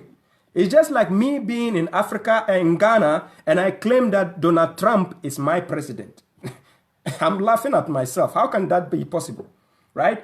He can only be my president if I am in that nation. You get the point? So similarly, claiming that Prophet Muhammad is your prophet, our prophet, when you are a black person from the children of Israel, you don't know your identity. Simple. Go back to your own message that God sent to your people. That is the Torah. Where is it? You have mixed it with the falsehood. So not till you trace the truth, that is from the Quran, according to chapter 27, verse 76, the Quran narrates to you much of what you don't understand. You can never know your identity. So let's move on. Now, the reason why I'm trying to classify Prophet Muhammad with his people, if you want to understand further, go to chapter 6 of the Quran, verse 66, where God told him, your people have denied it, even though it is the truth. Chapter 6, verse 66. Then go to chapter 43, verse 44 of the Quran, where God told him, this is a remembrance for you and your people. All of you will be questioned. You and your people, that is the Arabs. After that, you go to chapter 39, verse 30 to 31, where God told Muhammad, you will die and your people will die. And at the end of the day of judgment, you people will come and quarrel in front of me. So this is further emphasized in chapter 25, verse 30, where God says what? The messenger will say, Qala Rasuli ya Rabbi, inna qawmi takhazu haza al-Qur'ana mahjura. He will tell God, oh, messenger will say, oh Lord, my people have abandoned this Quran. My people, listen carefully. He didn't say the nation or the world. He didn't say all of mankind. He says, my people. Now, understand the grammar here. Good. So, if you want to understand further that who are the people of Muhammad, according to chapter 9, Surah At-Tawbah, verse 97 to 99, God spoke about the Arabs. Al-Arab, it means the Arabs in plural form. Some Arabs are hypocrites and they are disbelievers, and some Arabs are good people. It doesn't mean all Arabs are bad. Even Prophet Muhammad himself is an Arabian. So some are bad, some are good. But in terms of disbelief and hypocrisy, God says they are the worst. So it is not only children of Israel God is talking against when we do something bad. Right? To rebuke somebody when he does something bad is never a wrong thing to do. Yes. So that is why chapter 8 verse 22, God says, the worst among people are the deaf and dumb who do not reason. They are the worst creatures among people. Chapter 8 verse 22. So like rebuking somebody when he does something wrong is never a wrong thing to do. Right? According to chapter 39 verse 64, Prophet Muhammad himself called his people ignorant people. It's not an insult. Yes, because they were ignorant. Yes, so he called them ignorant. Chapter 39 verse 64. You can check it up. That is not an insult. When somebody is ugly and you tell him he's ugly, it's not an insult. He's ugly. When somebody is black and you tell him you are black, you are not insulting. He is black. When somebody is white, you say you are white. You are not insulting him. You are white. You get the point. But people don't want to hear that. They want you to hide the truth and say something else. So let's move on. So if you want to know some of the prophets of the children of Israel confirmed in the Quran, you can go to chapter 40 verse 34. That is Joseph. You see Joseph there. Chapter 17 verse 2, Moses, Surah Al-Isra'i. Chapter 20 verse 94, Aaron, Haruna. Chapter 21 verse 85, Ezekiel. Chapter 37 verse 123, that is Elijah. Chapter 38 verse 4, you get that 38 verse 44, or yeah, downwards. You get Job. Chapter 5 verse 78, you get Dawood. David, you get Jesus. Chapter 27 verse 16, you get Solomon. Chapter 19 verse 6, you get Zechariah. Chapter 19 verse 7, you get John, Yahya. Then chapter 43 verse 59, you get Jesus. These are some of the prophets of the children of Israel. You can never classify these prophets as Arabian prophets. It's wrong. No way. You can classify them as the prophets of the children of Israel. Yes. So a black person cannot claim an Arabian prophet to be his prophet. It's a wrong thing to do. No. But yes, when it comes to the messengers, they are all the messengers of God. There's no distinction to distinguish and say this is not a messenger, this is not. No. They all bring the same message. So now we continue. When you go to chapter 2, verse 47, let's see how God is speaking to the children of Israel. Now that we know the identity of the children of Israel being black, let's see what God is saying to the children of Israel in the Quran. So chapter 2, verse 47. What is God saying? He says, Ya bani Isra'ila azkuru ni'mati allati an'amtu. Yeah, sorry.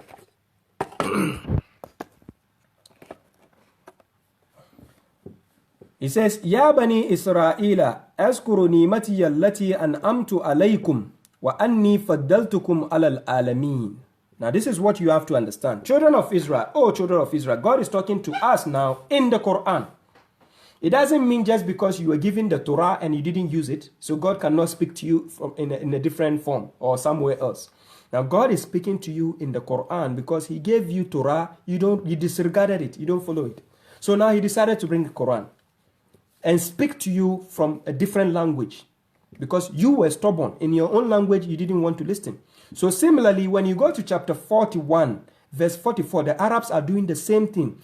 God is speaking to them in the Quran, but they don't want to follow it. It is in a clear Arabic language, but they don't want to follow. They tell you follow the hadith before you can understand the Quran. How hypocritical can they be? So you can see, it is not the children of Israel alone who can be worse. The Arabs are likewise worse. And remember, we both came from the same lineage, from Abraham. Now, God says, oh children of Israel, remember my blessing which I have bestowed upon you, and that I favored you over all people. One of the favors God has done for us. Let's go understand which favor is that. So we go to chapter 45, verse 16 to verse 17. Let's understand which favor is God talking about concerning the children of Israel. Now, when you go to Surah Al-Jathiyah, chapter 45, verse 16 to verse 17, it says, وَلَقَدْ آتَيْنَا بَنِي إِسْرَائِيلَ الْكِتَابَ وَالْحُكْمَ وَالنُّبُوَّةً وَرَزَقْنَاهُمْ مِنَ الطَّيِّبَاتِ وَفَضَّلْنَاهُمْ عَلَى الْعَالَمِينَ. So God says, and we suddenly gave the children of Israel the book, that is Al-Kitab, and the judgment, Al-Hukmah, that is the governance, and prophethood. And we provided them with good things and favored them over all people. That is the children of Israel.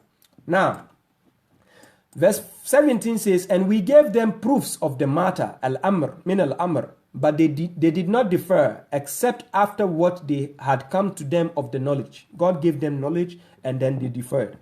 Out of injustice between them, indeed, your Lord will judge them on the day of resurrection concerning what they had disagreed. Now, we can see God, even though God favored the children of Israel over all people, there is still a problem with them. Just like Adam, when God created him, He put him in the garden and He says, do not approach this one tree, just one tree, even though God has favored him with a big garden. But still, Adam transgressed and went to this just one garden God forbade him from. You can see the transgression of the human being. Now, so I take you to chapter 5, verse 20. Let's see what God says concerning the children of Israel, the favor He has done to us, the blessings. Let's see what it says in chapter 5, verse 20. So He says, and when Moses said to his people, O my people, remember the blessing of God upon you when He appointed prophets among you and made you kings and gave you what He did not give anyone among the worlds, among all people. This is the favor God has done to the children of Israel. And this is why still, black people still have kingdoms existing among them. They still have prophets existing among them. But remember, they are false prophets at the same time. Now, let's go on. So I take you to chapter 2, verse 211. Let's see what God says concerning what he has done for the children of Israel. Now the question comes back to us. God is going to ask us a question. He says, ask the children of Israel, how many a sign, that is a miracle, as proof have we given them? But whoever changes the blessings of God after what has come to him, then indeed God is severe in penalty. Right? So what the children of Israel has actually done is they changed the blessing of God into something else. That is the problem. Now, let's continue. So now, are the children of Israel Jews or Christians? Let's find out. Because when you say the children of Israel, people mistaking their identity and say, oh, they are Jews. Or they are, no, they are not. Judaism and the Christianity were formed by antagonists, the people who hate the prophets of God. They formulate other things that God never gave them. They claim their identity. So when you check the definition of Jews, by definition, they are people claiming to be descendants of Jacob, but they are not. Similarly, when you check the identity of Christians, they are people who formed religions by Paul after Jesus, because Jesus never brought you a religion called Christianity. Then if he brought you Christianity, what was his religion? Or what was John the Baptist's religion? Or what is the religion of Moses? Was it Christianity? So let's see the evidence. So I take you to chapter 2, verse 140 of the Quran. Let's see what God says. He says, or are you saying that Abraham, Ishmael, Isaac, Jacob, and the Asbat, that is the grandsons, the tribes, were Jewish or Christians? Is that what you people are saying? Really? So you're trying to tell us that Jacob was a Jew? You're trying to tell us the grandsons of Jacob, the grandsons of Abraham the children of Israel are Jews? Not possible. No, they are not. So God says, say, are you more knowing? Do you know more? Or is God? Who knows more? Because God created you. He is supposed to tell you who you are, not you telling him otherwise. So this is where the identity of a black man has been changed. We are messed up. We don't even know our identity. Right? So now, and who is more unjust than one who conceals a testimony with him from God? And God is not heedless of what you do. This is the problem of the people of the book. They conceal the truth while they know. Now, when we go to chapter 3 of the Quran, verse 67, let's see, was Abraham a Jew or a Christian? Let's see what God says.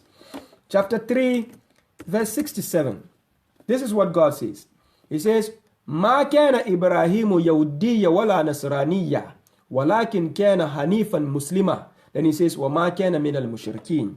What does the verse mean? He says, Abraham was neither a Jew nor a Christian, but he was an orthodox Muslim, submitter, and he was not of the polytheists. Who are the polytheists? People who form other religions, Christianity, Judaism, and form other religions which God never gave them. That is the problem. Now, so when we go to chapter 2, verse 132, Abraham advised his sons. Who are his sons? That is Ishmael and Isaac, Ishaq. He advised them. What did he advise them? He advised them thereby, and so did Jacob, that is his grandson, that is Israel. Oh, my sons, indeed, God has chosen the way of life, that is the religion, according to chapter 3, verse 19. Inna dina, in the life, al-Islam, the submission for you. So do not die except while you are submitters, Muslims, to God. That is the religion, the way of life God has given you. You submit to God and do as he told you to do. Simple. Now, what was the covenant God took with the children of Israel? Let's see. Now, we can only understand what God is commanding us as children of Israel to abide by going to the books to understand. Without delving into the book, we can never know. So chapter 2, verse 83, Surah Al-Baqarah. Let's see what God says concerning the covenant. He says, and when we took a covenant, mithakan, with the children of Israel, do not serve or worship except God. And be good to the parents, the relatives, the orphans, and the poor people. And say what is best. Don't say what is bad. Say what is best to the people. And establish the liturgy, that's the salat. And give the charity, zakat. But you turned away except a few of you, and you were avoiding. Salam. Mahmud. Now, so we can see the covenant here. God wants you to be a good person. That is the religion, the submission to God. Be a good person. Follow the rules of God. Do as He commanded you. And be good to people around you. That is it. Now, and when you continue to verse 84, it says, and when we took a covenant, do not shed your blood, nor shall you expel yourselves from your homes.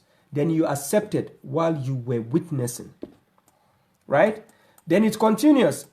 Verse 85, yet you are those killing yourselves and expelling a group of you from their homes, assisting against them in sin and aggression.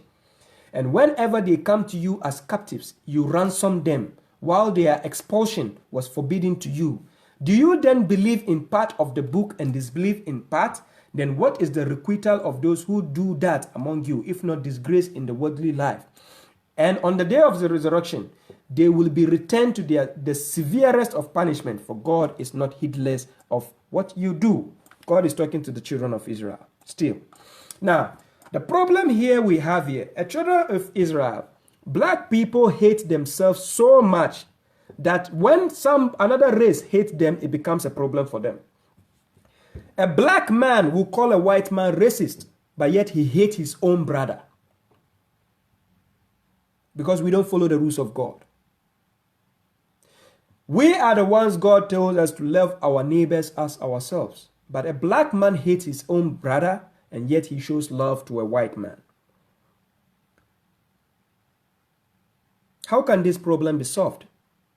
Why wouldn't another race look down on you when you don't respect your own brother? You don't love your own brother. Why would you expect another race to give you the respect? It doesn't work that way. We don't even stand for each other because we hate each other.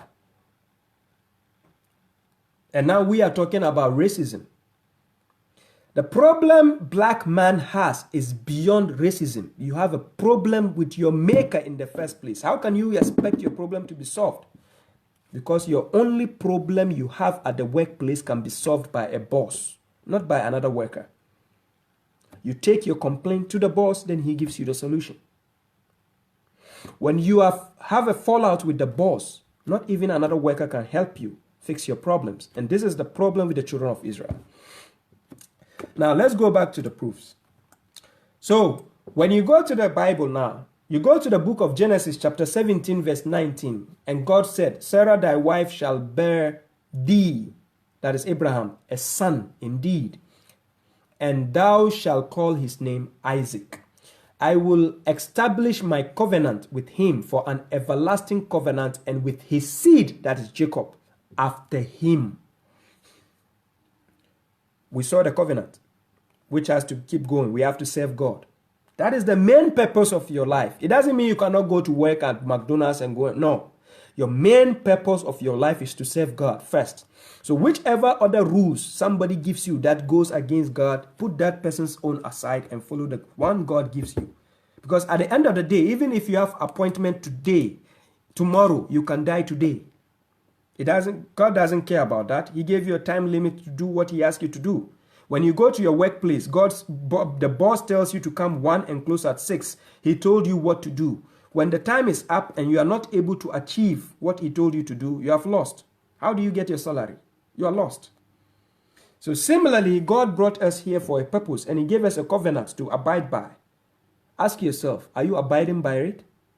So if you are getting maces to your face by a different race, discriminating you, looking down on you, and you want that other race to respect you when you don't serve your God?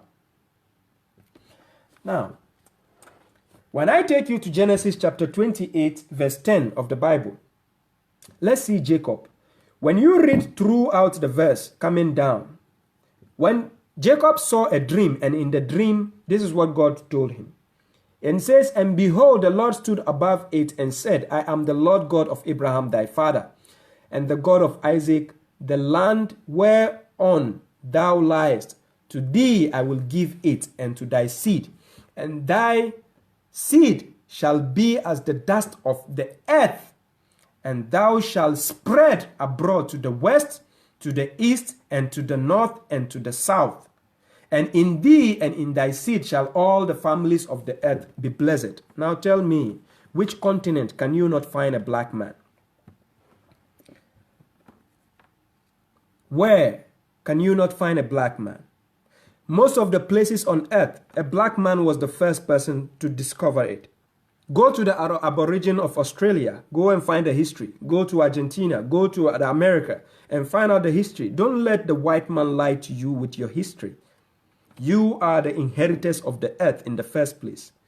But I'll confirm the evidence in the Quran for you to show you how you were enslaved because you left the command of God, and this is how other people enslaved you. Now, so I take you to the Quran. When you read from chapter 7, Surah Al-Araf, you start reading from 103. It talks about Moses, Pharaoh, and the children of Israel. But I don't have the time to read all to you.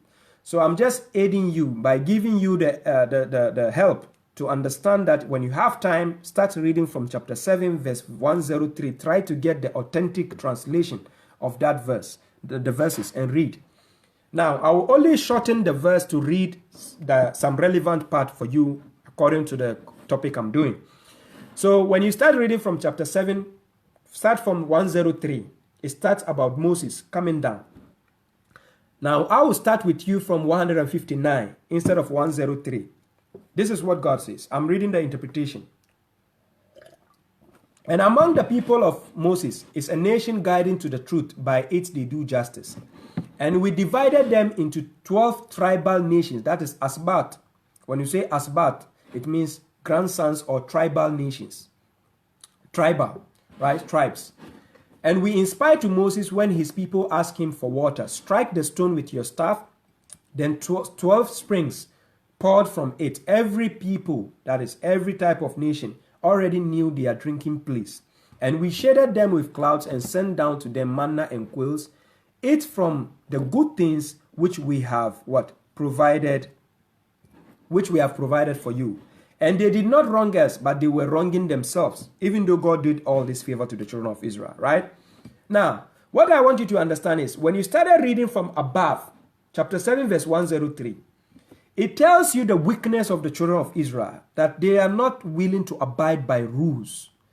Check the history of the world. A black man doesn't submit to rules. That is one weakness of a black man. A black man hates his own brother.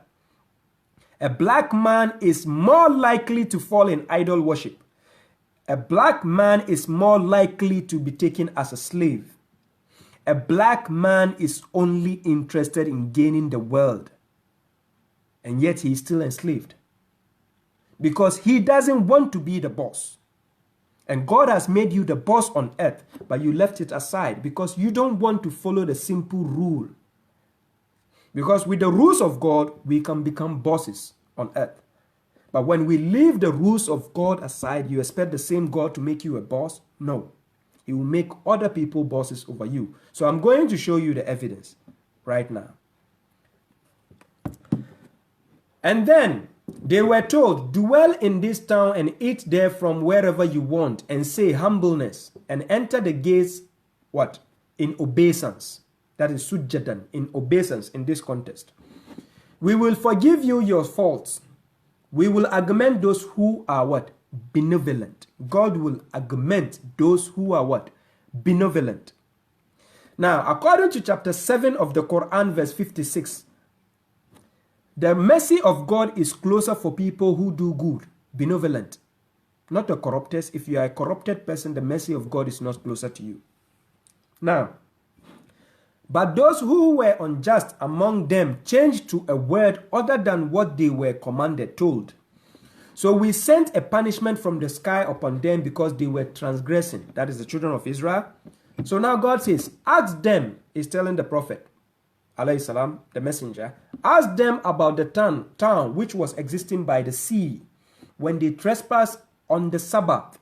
That is the Sabbath day. According to chapter 16, verse 124, the Sabbath was made for the children of Israel, black people.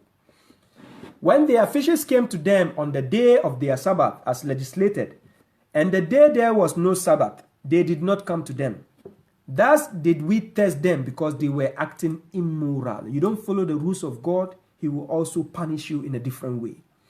Now, I'm going to show you why a black man is being tormented today till date. And why is that? Because we are the minority in the world being looked down upon. And I'll tell you why that is happening. It is God doing that to you. Just like he did it in the time of Pharaoh. He made Pharaoh override upon the black people, the children of Israel, because we were rebellious against him. Now, I will show you why. And when a nation among them said, why do you admonish a people whom God will annihilate or punish them with a severe punishment?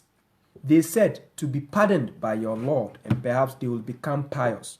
And when they forgot what they were reminded, we rescued those who abstained from evil and seized those who transgressed with a wretched punishment because they were acting immoral. Still the children of Israel. 166, and when they were insolent towards that which they were forbidden, we said to them, be despicable apes. Yes, this is why scientists tells you we come from what? Monkeys. It doesn't mean we all came from monkeys. Some people in history became apes. And this is why the scientists got it wrong and thought black people come from apes. No. According to the Quran, some black people were made to become apes as a punishment by God. So specifically, those people had their DNAs or their traces of their bones gotten by scientists who ended by telling you we came from animals. No, we didn't come from animals. A black person was created as a human being, not from an animal. Now, the punishment is further explained in chapter 4, verse 47 of the Quran. You can look it up. Now, chapter 7, verse 167. And when your Lord announced that he will send against them, that is the children of Israel, black people, till the day of resurrection, those who will inflict on them an evil punishment. Why? Because still we are acting immoral. We left the commands of God. We are not following God. So everywhere you go, the black man will be the minority and he will be looked down upon and he will not be respected and he will be punished for things even he has not committed. Yes. This is a punishment from God. So this is what God is saying. He says, and when your Lord announced that he will send against them till the day of resurrection, and this is continuous, it will not stop because you are not following God. The only way you can get the tranquil in your life is when you are enlightened and you start following the rules of God. You have a simple life. You don't fear anybody. But you said you are not going to follow God, then get your asses jacked up and see how the reality of the world will face you. Now, indeed, your Lord is swift in penalty. This is the penalty of God to the black man. And indeed, he is forgiving and merciful. That is, if you repent from your actions and decide to follow what he tells you. But all this I'm heading you to, I will show you the proof as to why I'm putting you to these verses. When we go to 168, and we divided them on earth as nations. That's how God divided black people. We are scattered everywhere on earth. Yes, as nations.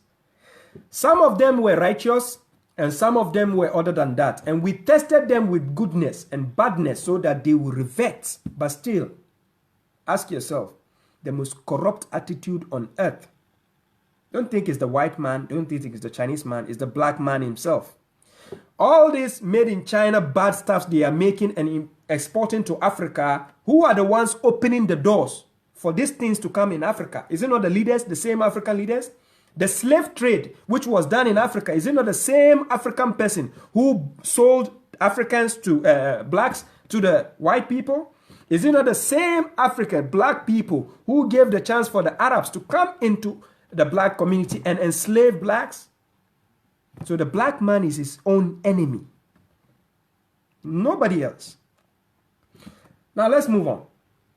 And we divided them on earth as nations. Some of them were righteous and some of them were other than that. And we tested them with goodness and badness so that they will revert. Now check here.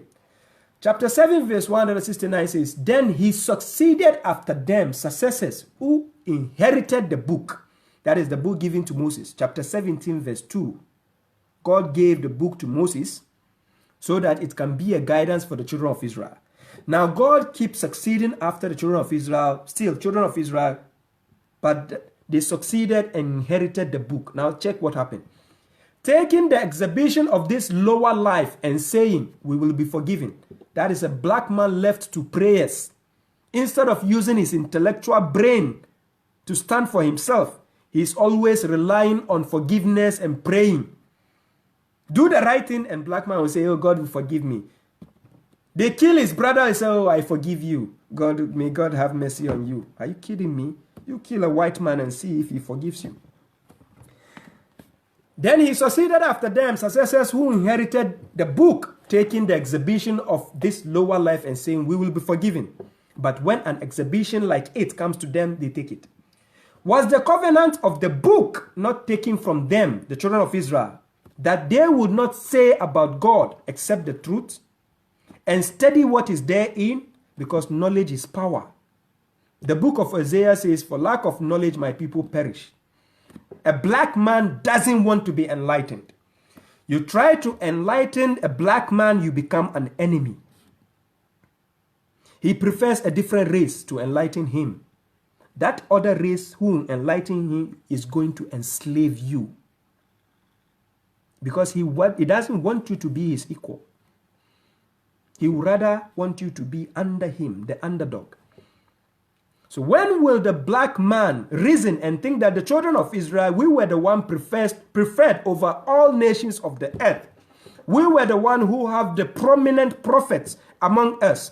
We were the ones who were given the honorable books. Where are they now? We cast them out. Yet still, God gave the Arabs the Quran, but he made it superior for you, the black person, to get enlightened. And you think just because it's an Arabic language, so it's an outcast book? No way. You're fooling yourselves. Not till you wake up and grasp the book out of the hands of the Arabs and understand what God is telling you in that language. My brothers and sisters, you are lost. And this is why every race on earth finds the black man, African man, the children of Israel as a threat when he's enlightened. Because God made you superior in the first place. You have to know who you are, what your identity is. But when you have to be relied on somebody else, it's just like when you go to the forest. You don't expect a donkey to be relying on a lion to survive in the donkey. It doesn't work that way. A donkey relies on donkeys to survive. A lion relies on the lion to survive. So a donkey doesn't go to a lion to say, help me to survive. It doesn't work. He will eat you up. So don't be surprised. The blacks are suffering in the hands of the laws of the white man. It doesn't have to be with racism. You can never be his co-equal. That is the challenge on earth, if you don't know. That is why God says the best among you, the noblest among you is the most pious. It is about piety. It's no more about color, because you, the black man, you hate your own brother. You expect a different race to love you when you don't fix things with your brothers and your God. Not till your boss is okay with you, no other worker will like you. Serve God, follow his rules, and see if other people will not bow down to you. Now let's continue. Was the covenant of the book not taken from them, the children of Israel, that they will not say about God except the truth and study what is therein? Now ask, how many black people know the scriptures? How many of them can distinguish the truth from the falsehood? How many of them are intellectual? There's a saying in Africa.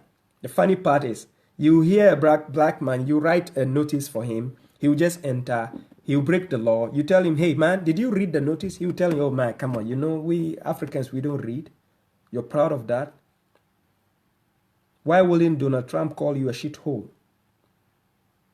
You think he's insulting you? No, you already insulted yourself, so he can insult you. A black man's voice is always in the minority. Whatever you say is looked down upon. They don't regard you as a human being. Why? Because you don't regard God as your God. When God gave Moses the book for you to be guided, do you know what God told you? Do not take a representative other than me. But what do we do now? A black Christian puts the picture of a white Jesus on his wall, and a black Muslim will tell you the Arabs are superior in everything. He worships an Arabic man, and the black Christian worships a white Jesus. You see how retarded and dumb a black man has become, because he's lost his identity. So similarly, when I go to the shop to buy a pet, I tell him what to do, I rule him, I control him, I give him a new name, a new identity. And this is what the black man has fallen into. So we are lost. That is it. We are lost.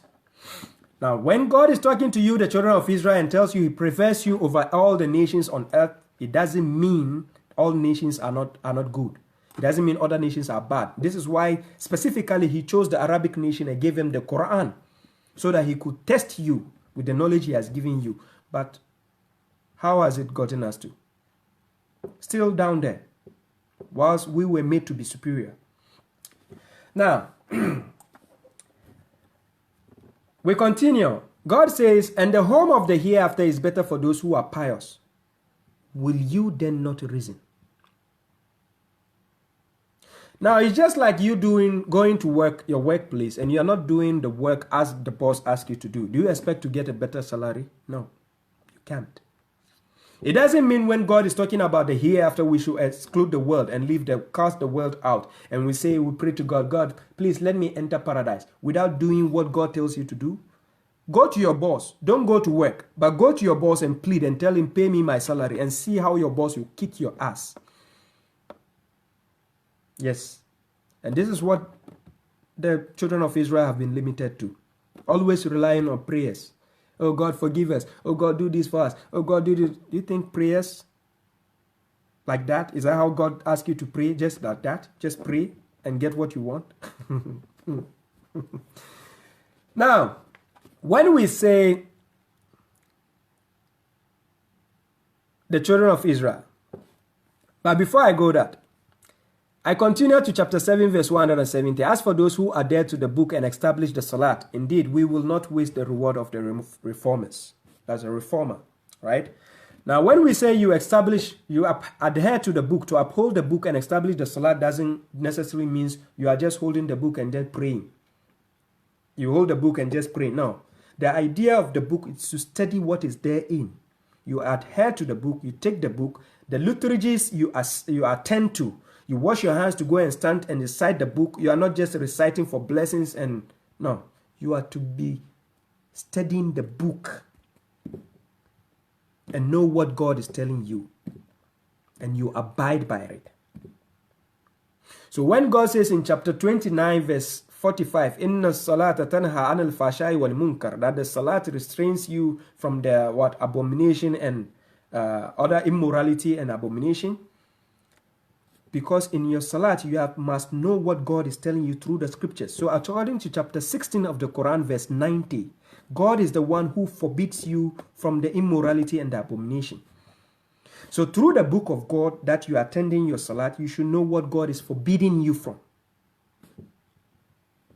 You should know what God is telling you. You follow what God is telling you.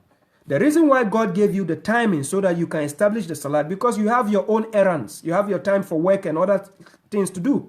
So He specifically gave you the timing. You can go for the salat so that you know what God is saying from the scriptures. And this is why the verses of God needs to be recited to you. Then you take heed. That's why He tells you in chapter 7 verse 204 that when the Quran is being read to you, you listen and pay attention to it so that you may attain mercy. That is the purpose of it. Now, when I take you to chapter 7 verse 171, then it says what? And when we raise the mountain above them, that is the children of Israel, as if it were a canopy, and they thought that it will fall on them. take what we have given you with strength and remember what is therein so that you may become pious. That is the sole goal, the purpose of a human being on earth. The noblest among you is the most pious. Take the book of God with strength, follow what he tells you, that is it. And then you become pious. Then you see if somebody can look down on you. Never. When we say the children of Israel, people actually think we are talking about the Jews and the Christians or the white people in the Middle East. No. That is a formulated country. That is not the children of Israel. And that is not Israel's country. When we say children of Israel, we were talking about the tribes. That is Asbat, the tribes. Quran chapter 7 verse 160. They were divided into 12 tribes, and out of the 12 tribes, God multiplied us on earth and we became different nations. Originated as a clan, that is Usbatun in Arabic. According to Quran chapter 12 verse 8, the children of Israel, that is Jacob, they are 12 children. He has 12 children. They are a clan because they are related by blood and marriage. Right? The father had multiple marriages. They are the children of Jacob. So out of them, we became a nation. We became nations. So when we go to the Bible, you go to Genesis chapter 37 verse 3. This is what God says. Now Israel, that is Jacob, loved Joseph more than all his children because he was the son of his old age. And he made for him a coat of many colors. Now this is further confirmed in the Quran, chapter 12 verse 15, downwards to 21. You can see Jacob loved Joseph more than all his sons. Yes, he loved more than all his sons. And then they became enemies to him because they don't like the way the father likes Joseph. So they schemed against him. Because of that, the brothers entrapped him. They entrapped Joseph and cast him into a pit. So go to the chapter of Joseph, chapter 12, and go and study that part. So Joseph was abducted and sold to Potiphar of Egypt, according to Genesis chapter 39, verse 1 to verse 2. Potiphar, he was an Egyptian officer who bought Joseph, right, and took him as a slave in the first place. Now, when you go to Quran chapter 12, verse 99 to 100, later on, Joseph became an honorable man in the king's palace. Joseph became a prosperous man in Egypt. Salam, Abdul Nasir. And he gave even asylum to his family when they migrated from Canaan and came to Egypt. He gave asylum to Jacob, and they followed him there. Go to Quran chapter 12, verse 99 to 100. And they even bowed down to him to give him a sign of respect as a prosperous man. Now, let's check the enslavement of the children of Israel. How in the first place did the children of Israel become slaves to the pharaohs? When you go to chapter 26, verse 15, and you read downwards, He, God, said, Nay, then go with our signs. Indeed, we are with you, listening. So they went to Pharaoh and said, that is Aaron and Moses, Indeed, we are messengers of the Lord of the worlds.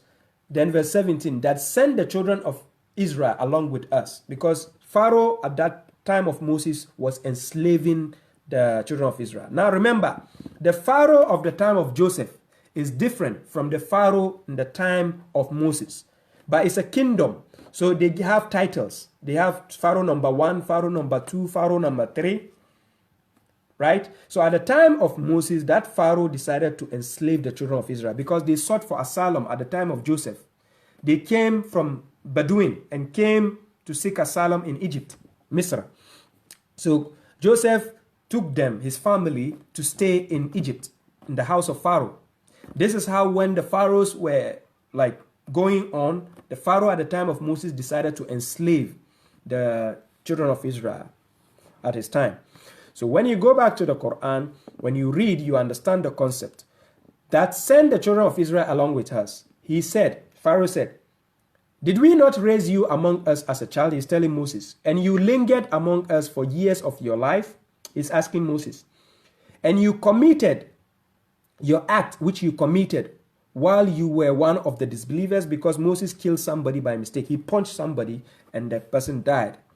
Right? So now Pharaoh is accusing him, right? Then Moses said, I did it then while I was of the misguided, because he was ignorant at that time, right?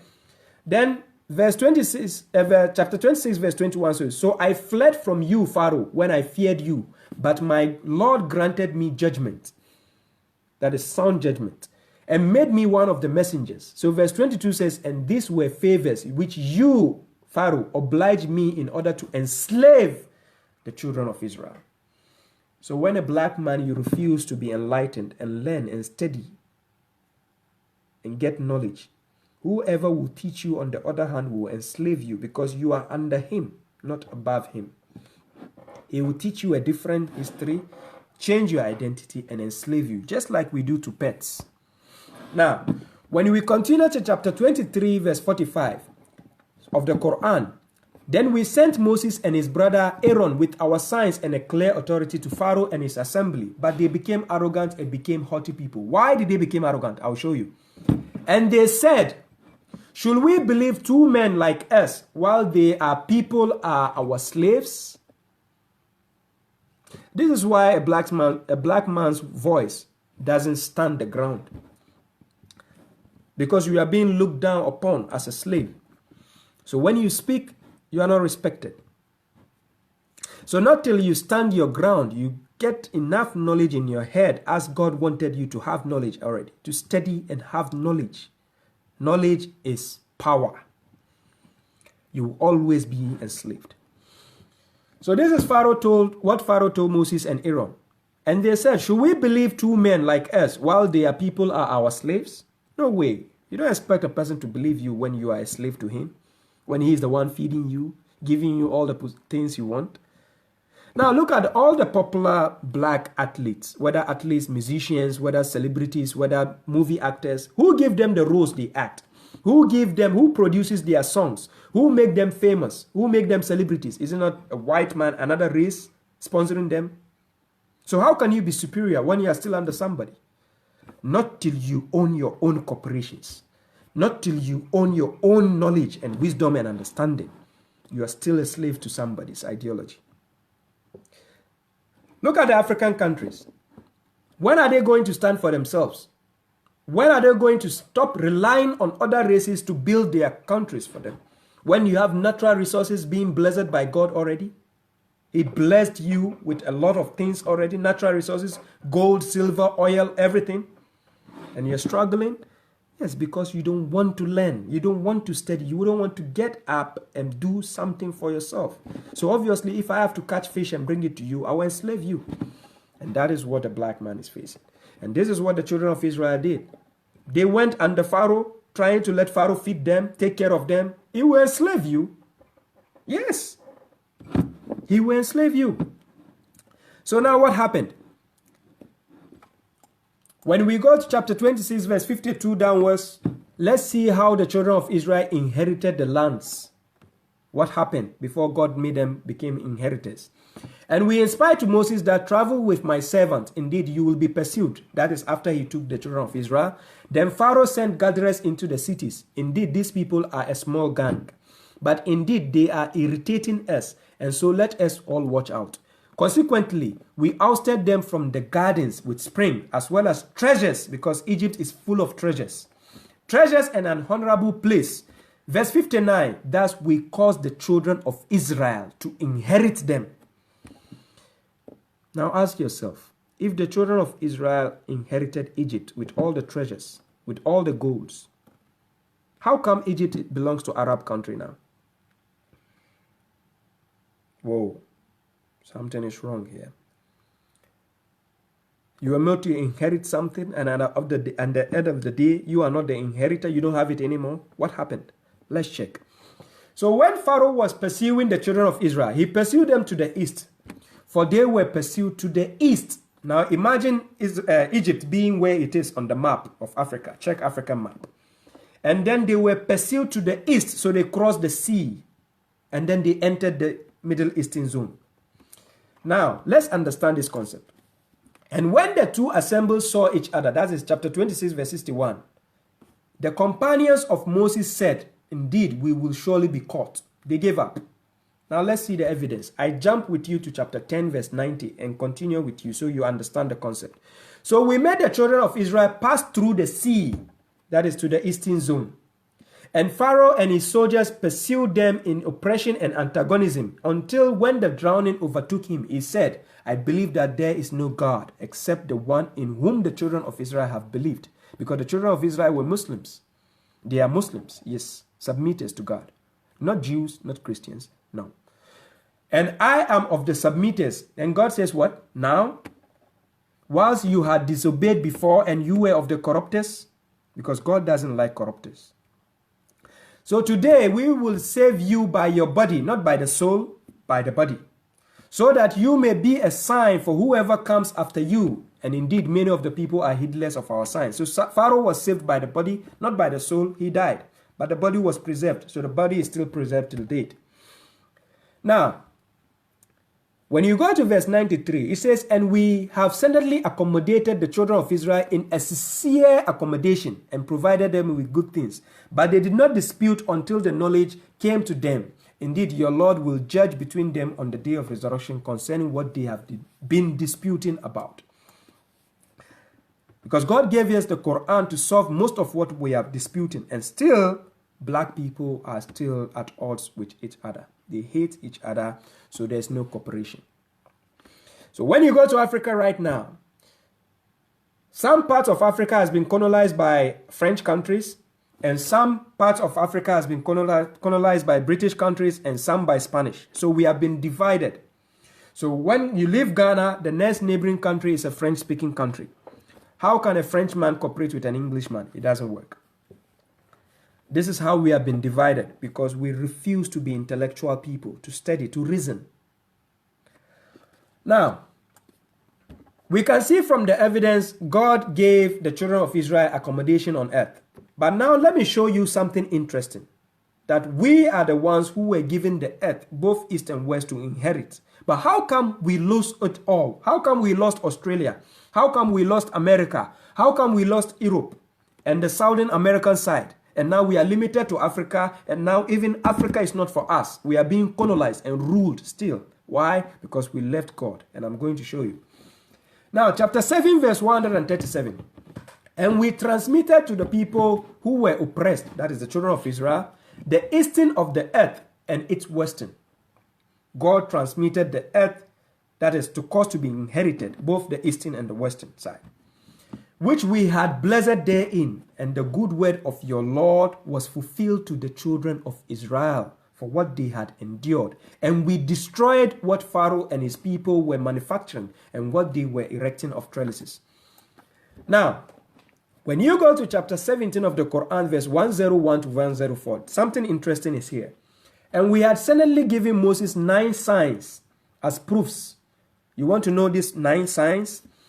You go to the Quran. First of all, you go to chapter 7, verse 107. That is when Moses, the staff he had, became a snake. That's the first sign. The second sign, chapter 7, verse 108, when he removed his hand and then it became white for the observers. Now pay a close attention. Moses is a black man. That's why God made him a miracle of the white hand. You don't send a white man to go and remove a white hand. It doesn't make sense. You send a black man to go and remove a white hand. Because the same God who created a white man is the one who created a black man. That is to show the superiority of God here. Now, the third sign is chapter 28, verse 35. God says, we will strengthen your support with your brother and grant you both authority, so that they will not attack you with our signs. Both of you and whoever follows you will be predominant. So God gave him authority. That is the third sign. Now, the fourth sign, chapter 7, verse 130, and suddenly we seized the people of Pharaoh through the years with shortage of fruits, so that they will remember. That is another sign, the fourth one. Now, the fifth sign and the sixth and the seventh and the eighth and the ninth sign can be found in chapter 7, verse 133. Where God says, so we sent against them, that is the people of Pharaoh, flood. 1, locust. 2, lice. 3, frogs. 4, and then blood. The rivers and the sea became blood. That is 5. So these 9 signs, God made it happen at the time of Moses to Pharaoh, so that Pharaoh can see that God is in charge. When you are a servant of God and you follow his rules, everything is possible. He makes all the miracles for you. What you just need to do is serve God, act on what he tells you to do, the rest leave it to God. It's no more about just praying when you don't act on what God tells you to do. Prayer does not help you if you don't follow the rules. Similarly, you are in the company working. You don't do what your boss tells you to do. You don't follow his rules and you are telling boss, can I get my salary? Which salary? Now, so when Moses came to Pharaoh, when God says we had suddenly given Moses 9 signs approved, so ask the children of Israel when he came to them.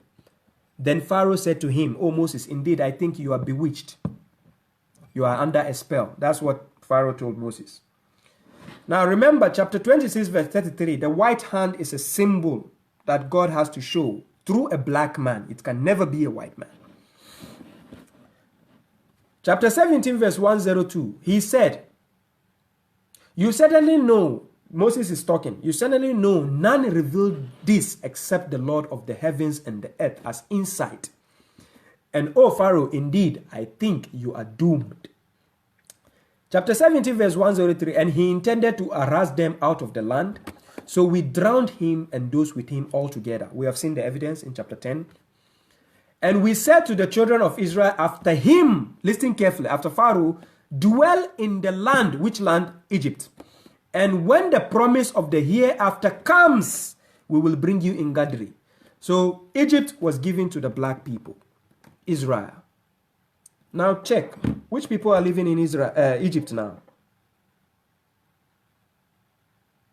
Which people? Arabs? How did it get there? I'll show you how it got there. When you go to chapter 10, verse 87 of the Quran, God says, "And we inspired to Moses and his brother," that is Aaron, "that accommodate your people in the houses of Misra," that is Egypt, "and render your houses a place of liturgy," that is Qibla, "and establish the salat, and give good news to the believers," because that is where the scriptures will be recited to the people and they will know what God is saying through the salat, and then they will act on the commands of God. Now, the corruption of the children of Israel, here it is. Let me show you. We can see that the land, the earth, the land, both eastern, western, was granted to the children of Israel, black people. So the eastern side and the western side were all inherited by the black people. Now, why is it that the black people have moved to the south of Africa? Like we are in the downside, and then the other side have been taken away from us. How did that happen? Because we don't follow God. So let's see the evidence. The corruption of the children of Israel. Chapter 17, verse 2. God says, وَآتَيْنَا مُوسَى الْكِتَابَ وَجَعَلْنَا هُدًى لِبَنِي إِسْرَائِيلَ أَلَّا تَتَّخِذُوا مِن دُونِي وَكِيلًا. For we gave Moses the book and made it guidance for the children of Israel, that do not take a representative beside me. What happens now? We put God aside and we put the picture of Jesus, a white Jesus, on our wall, and then we worship him. We put God aside and we take the hadith of Sahih Bukhari, an Arab man, and we follow it. We put God aside, then we take the hadith of Sahih Bukhari or Sahih Muslim, and we follow it. We follow the Arabs, ulama of the Arabs. They tell us what to do, how to serve God, living what God is telling you directly in his guidance. And you call yourself intellectual, you are deemed as the dumbest person on earth if you don't wake up to study. Yes. Now, when you continue to chapter 17, verse 4 to verse 8, let me show you why a black man, children of Israel, became slaves because of their corruption. So chapter 17, verse 4, it says, "And we decree to the children of Israel in the book that you will corrupt on earth twice." You will be corrupt on earth twice, and you will rise in enormous haughtiness, disobedience to God.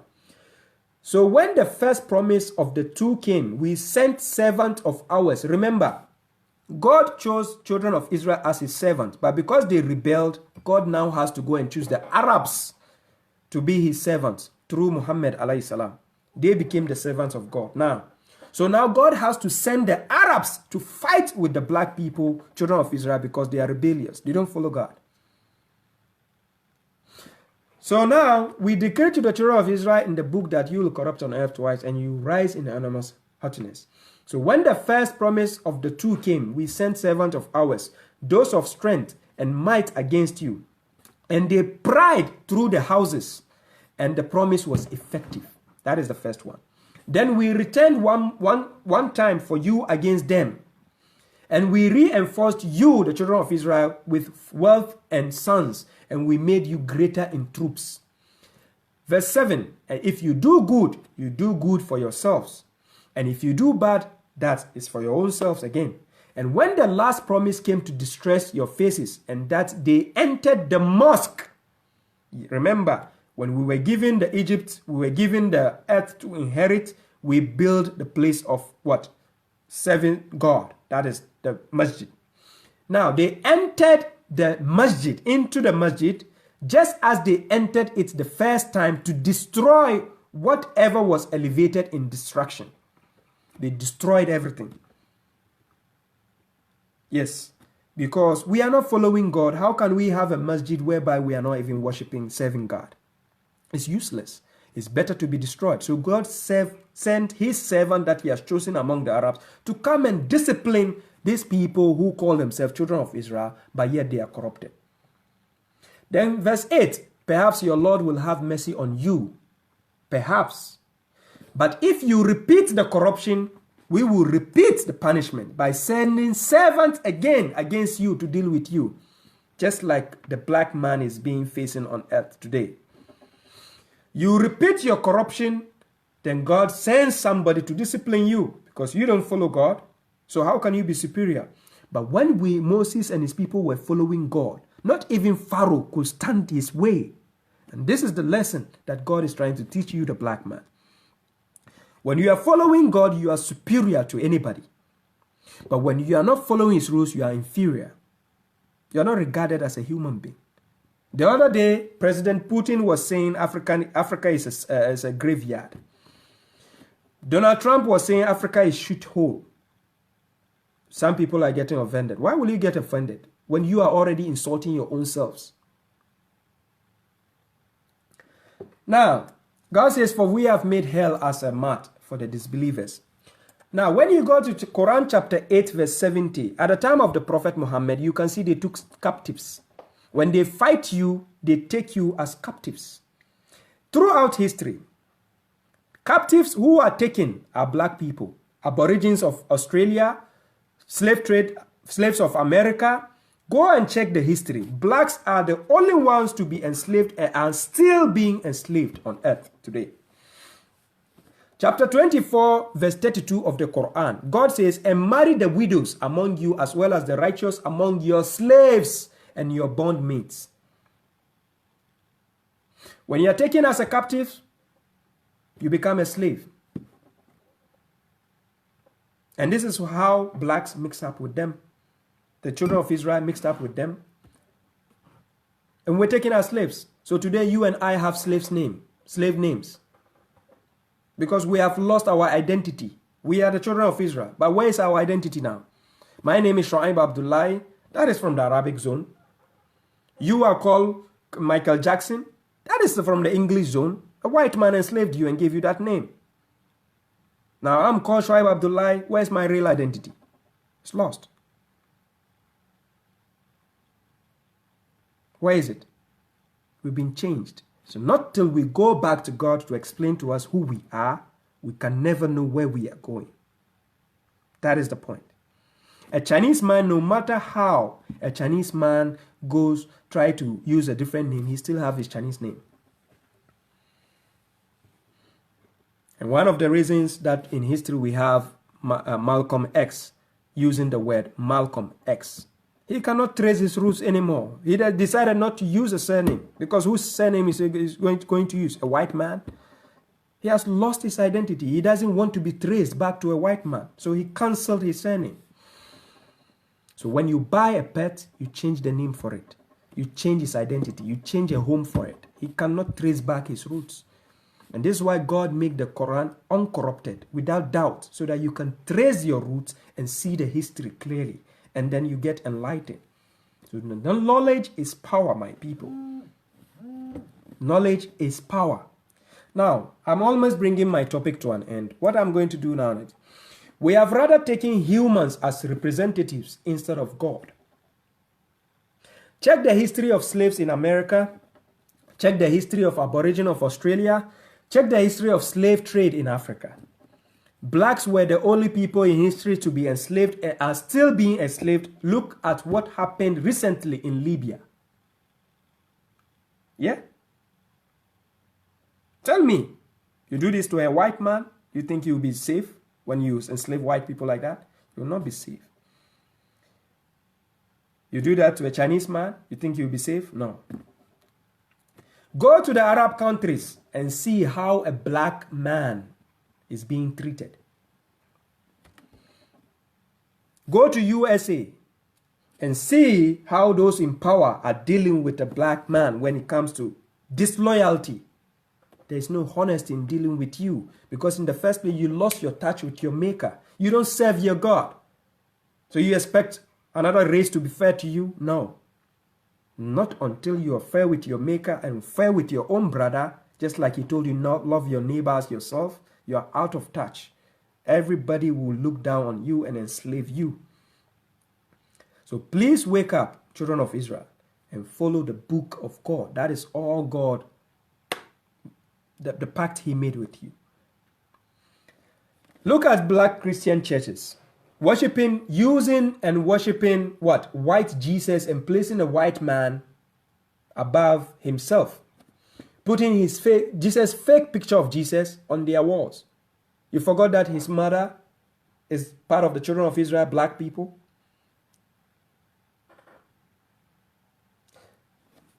While Jesus was a member of the children of Israel, chapter 61 verse 6, chapter 14 verse 4, God says he does not send messengers except by the language of his people, which means he is part of them. African leaders, my advice to you is go to the jungle and see whether donkeys need the help of lions to survive. Never. Whether monkeys need the help of snakes to survive. Never. Monkeys build their communities. Ants build their communities by themselves to survive. You rely on another animal to survive, he will enslave you. If a lion has to feed you the donkey, he will enslave you. You can never be superior. So this is the same foundation a black man has been put into, whether in Africa, whether in America, because when you are fighting for your right, you are still fighting with your master to give you the right. So you are still a slave to him. And this is why even celebrities, no matter how rich they are slaves to their masters. You don't have any power till you establish your own corporations and become your own bosses. Follow the rules of God, because God is not a human being. So if he is your boss, you are safe. Yes, he is not a human being. So if he is your boss, you are safe. But don't let another human being enslave you, and yet you don't even know your identity. So you are just like a pet, because a pet is bought by a new master who enslaves him and tells him what to do. So that a pet will come, I need to eat this food. Your boss will decide which food you have to eat. So don't be surprised how black people are being treated on earth today. Never be surprised, because we left the Torah and we left the Quran, we left the gospel of God. So we are out of touch. So a word to a wise is enough. When you go to chapter 8 verse 22, God says the worst among the creations of God are the deaf and dumb. When you go to chapter 25 verse 44, do not think that most people listen or reason. They are just like livestock. And according to God, they say they are even more astray than the livestock. Because a livestock, when he has children, he knows he has to go and fetch food and bring it to them. Yes. When it's raining, he knows where to hide. When the sun shines, he knows what to do. That is a livestock. So some livestock are even better than human beings. Now, to bring this on end, let me go to the corruption side. Because it's almost the time for salat here. Let me go to the corruption side. When I take you to chapter 30, verse 41, let's see what God says concerning corruption. Chapter 30, verse 41. That is Surah Rum. Then we go to verse 41. Now, when you go in that verse, God says, ظهر الفساد في البر والبحر بما كسبت أيدي الناس ليذيقهم بعد الذي عملوا لعلهم يرجعون. Corruption has appeared on the land and the sea because of what the hands of people have earned, so that He, God, may let them taste some of what they have done. Perhaps they will revert. And this is why people are facing problems, because of corruption. This is why places like Africa will face problems, because of corruption.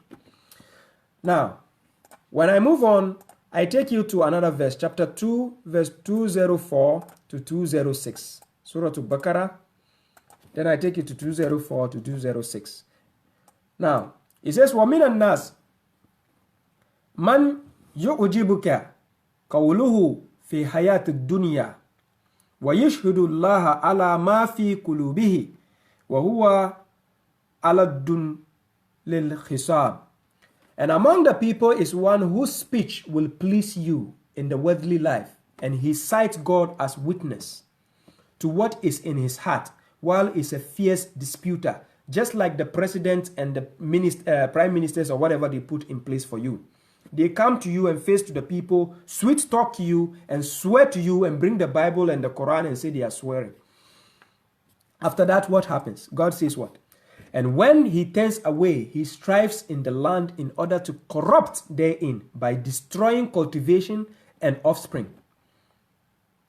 Bringing in things to destroy cultivation. Cultivation means they will go and destroy all the farm lands God has made for you, to build their factories, to pollute the land, to corrupt everything, to kill children, give them injections and tell you they are trying to protect your kids, and kill your kids for you. You can never take them to court because they have the courts. So how can you take the one who built a court to a court? How can you win? So, and God does not like the corruptors.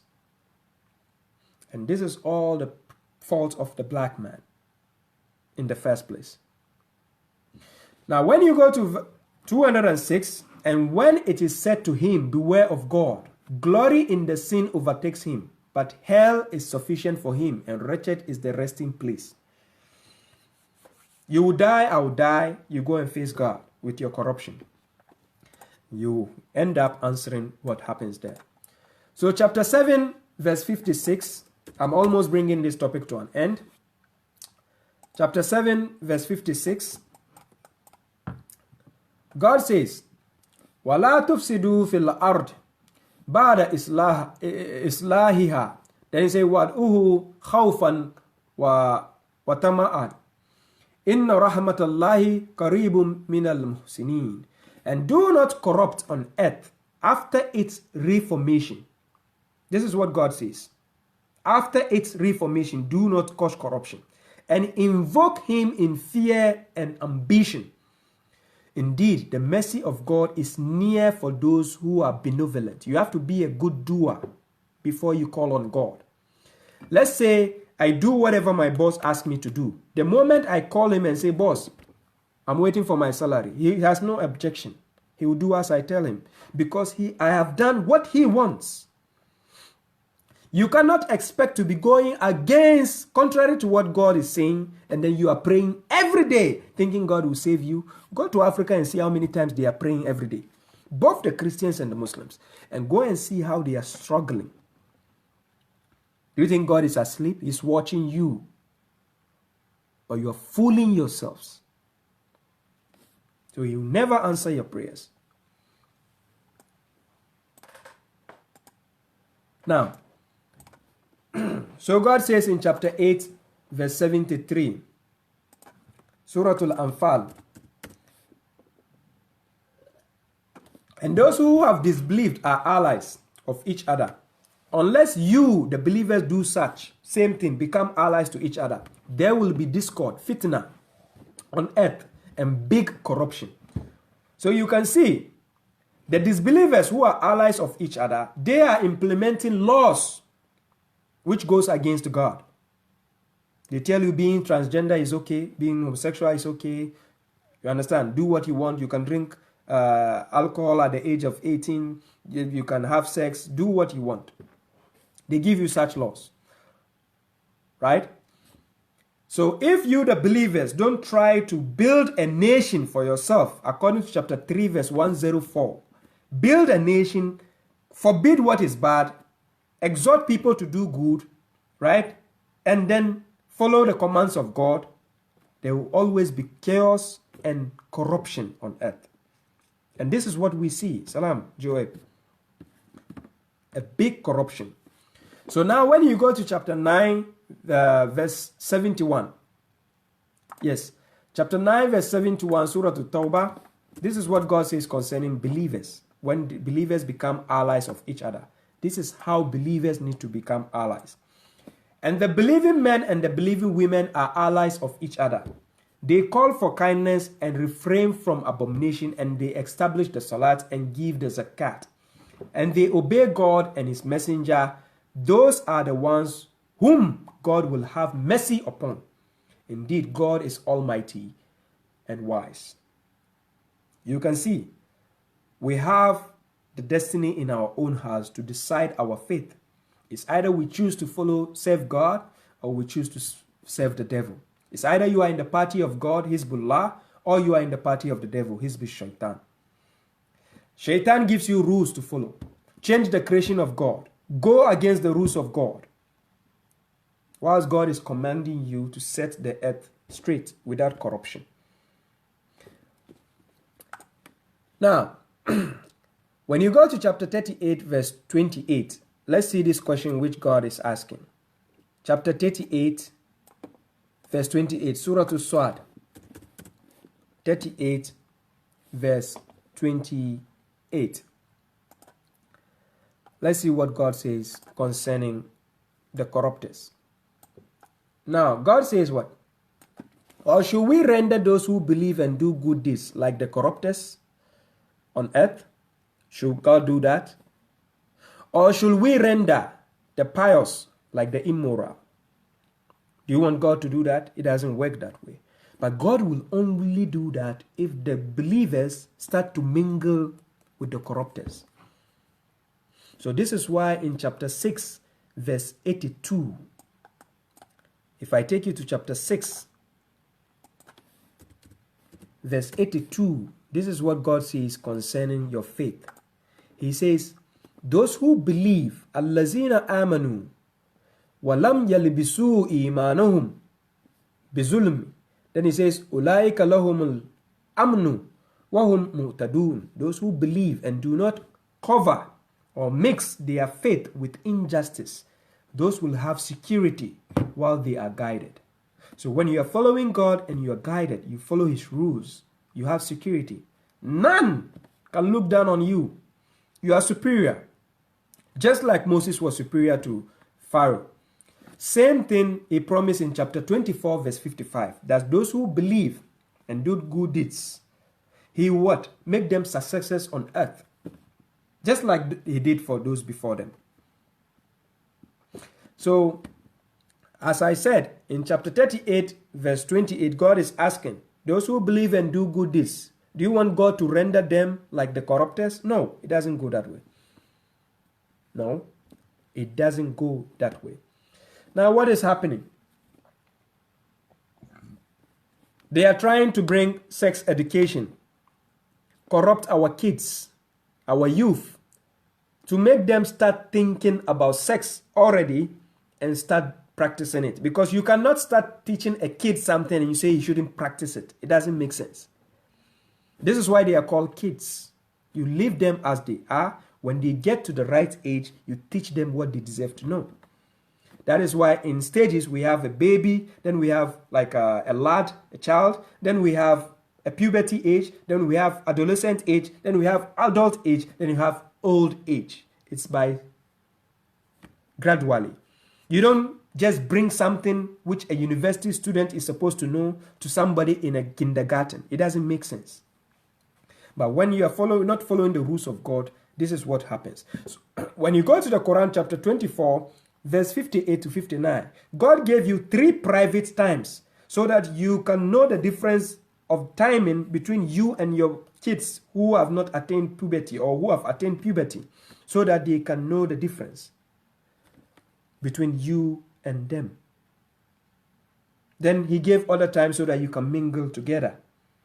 Similarly, he says people who have attained puberty should ask for permission when they are trying to come to their parents' room or something. Why do you think God is giving these private times? Because they deserve to have that privacy. So when you're trying to bring certain education to kids, to infiltrate them with something else,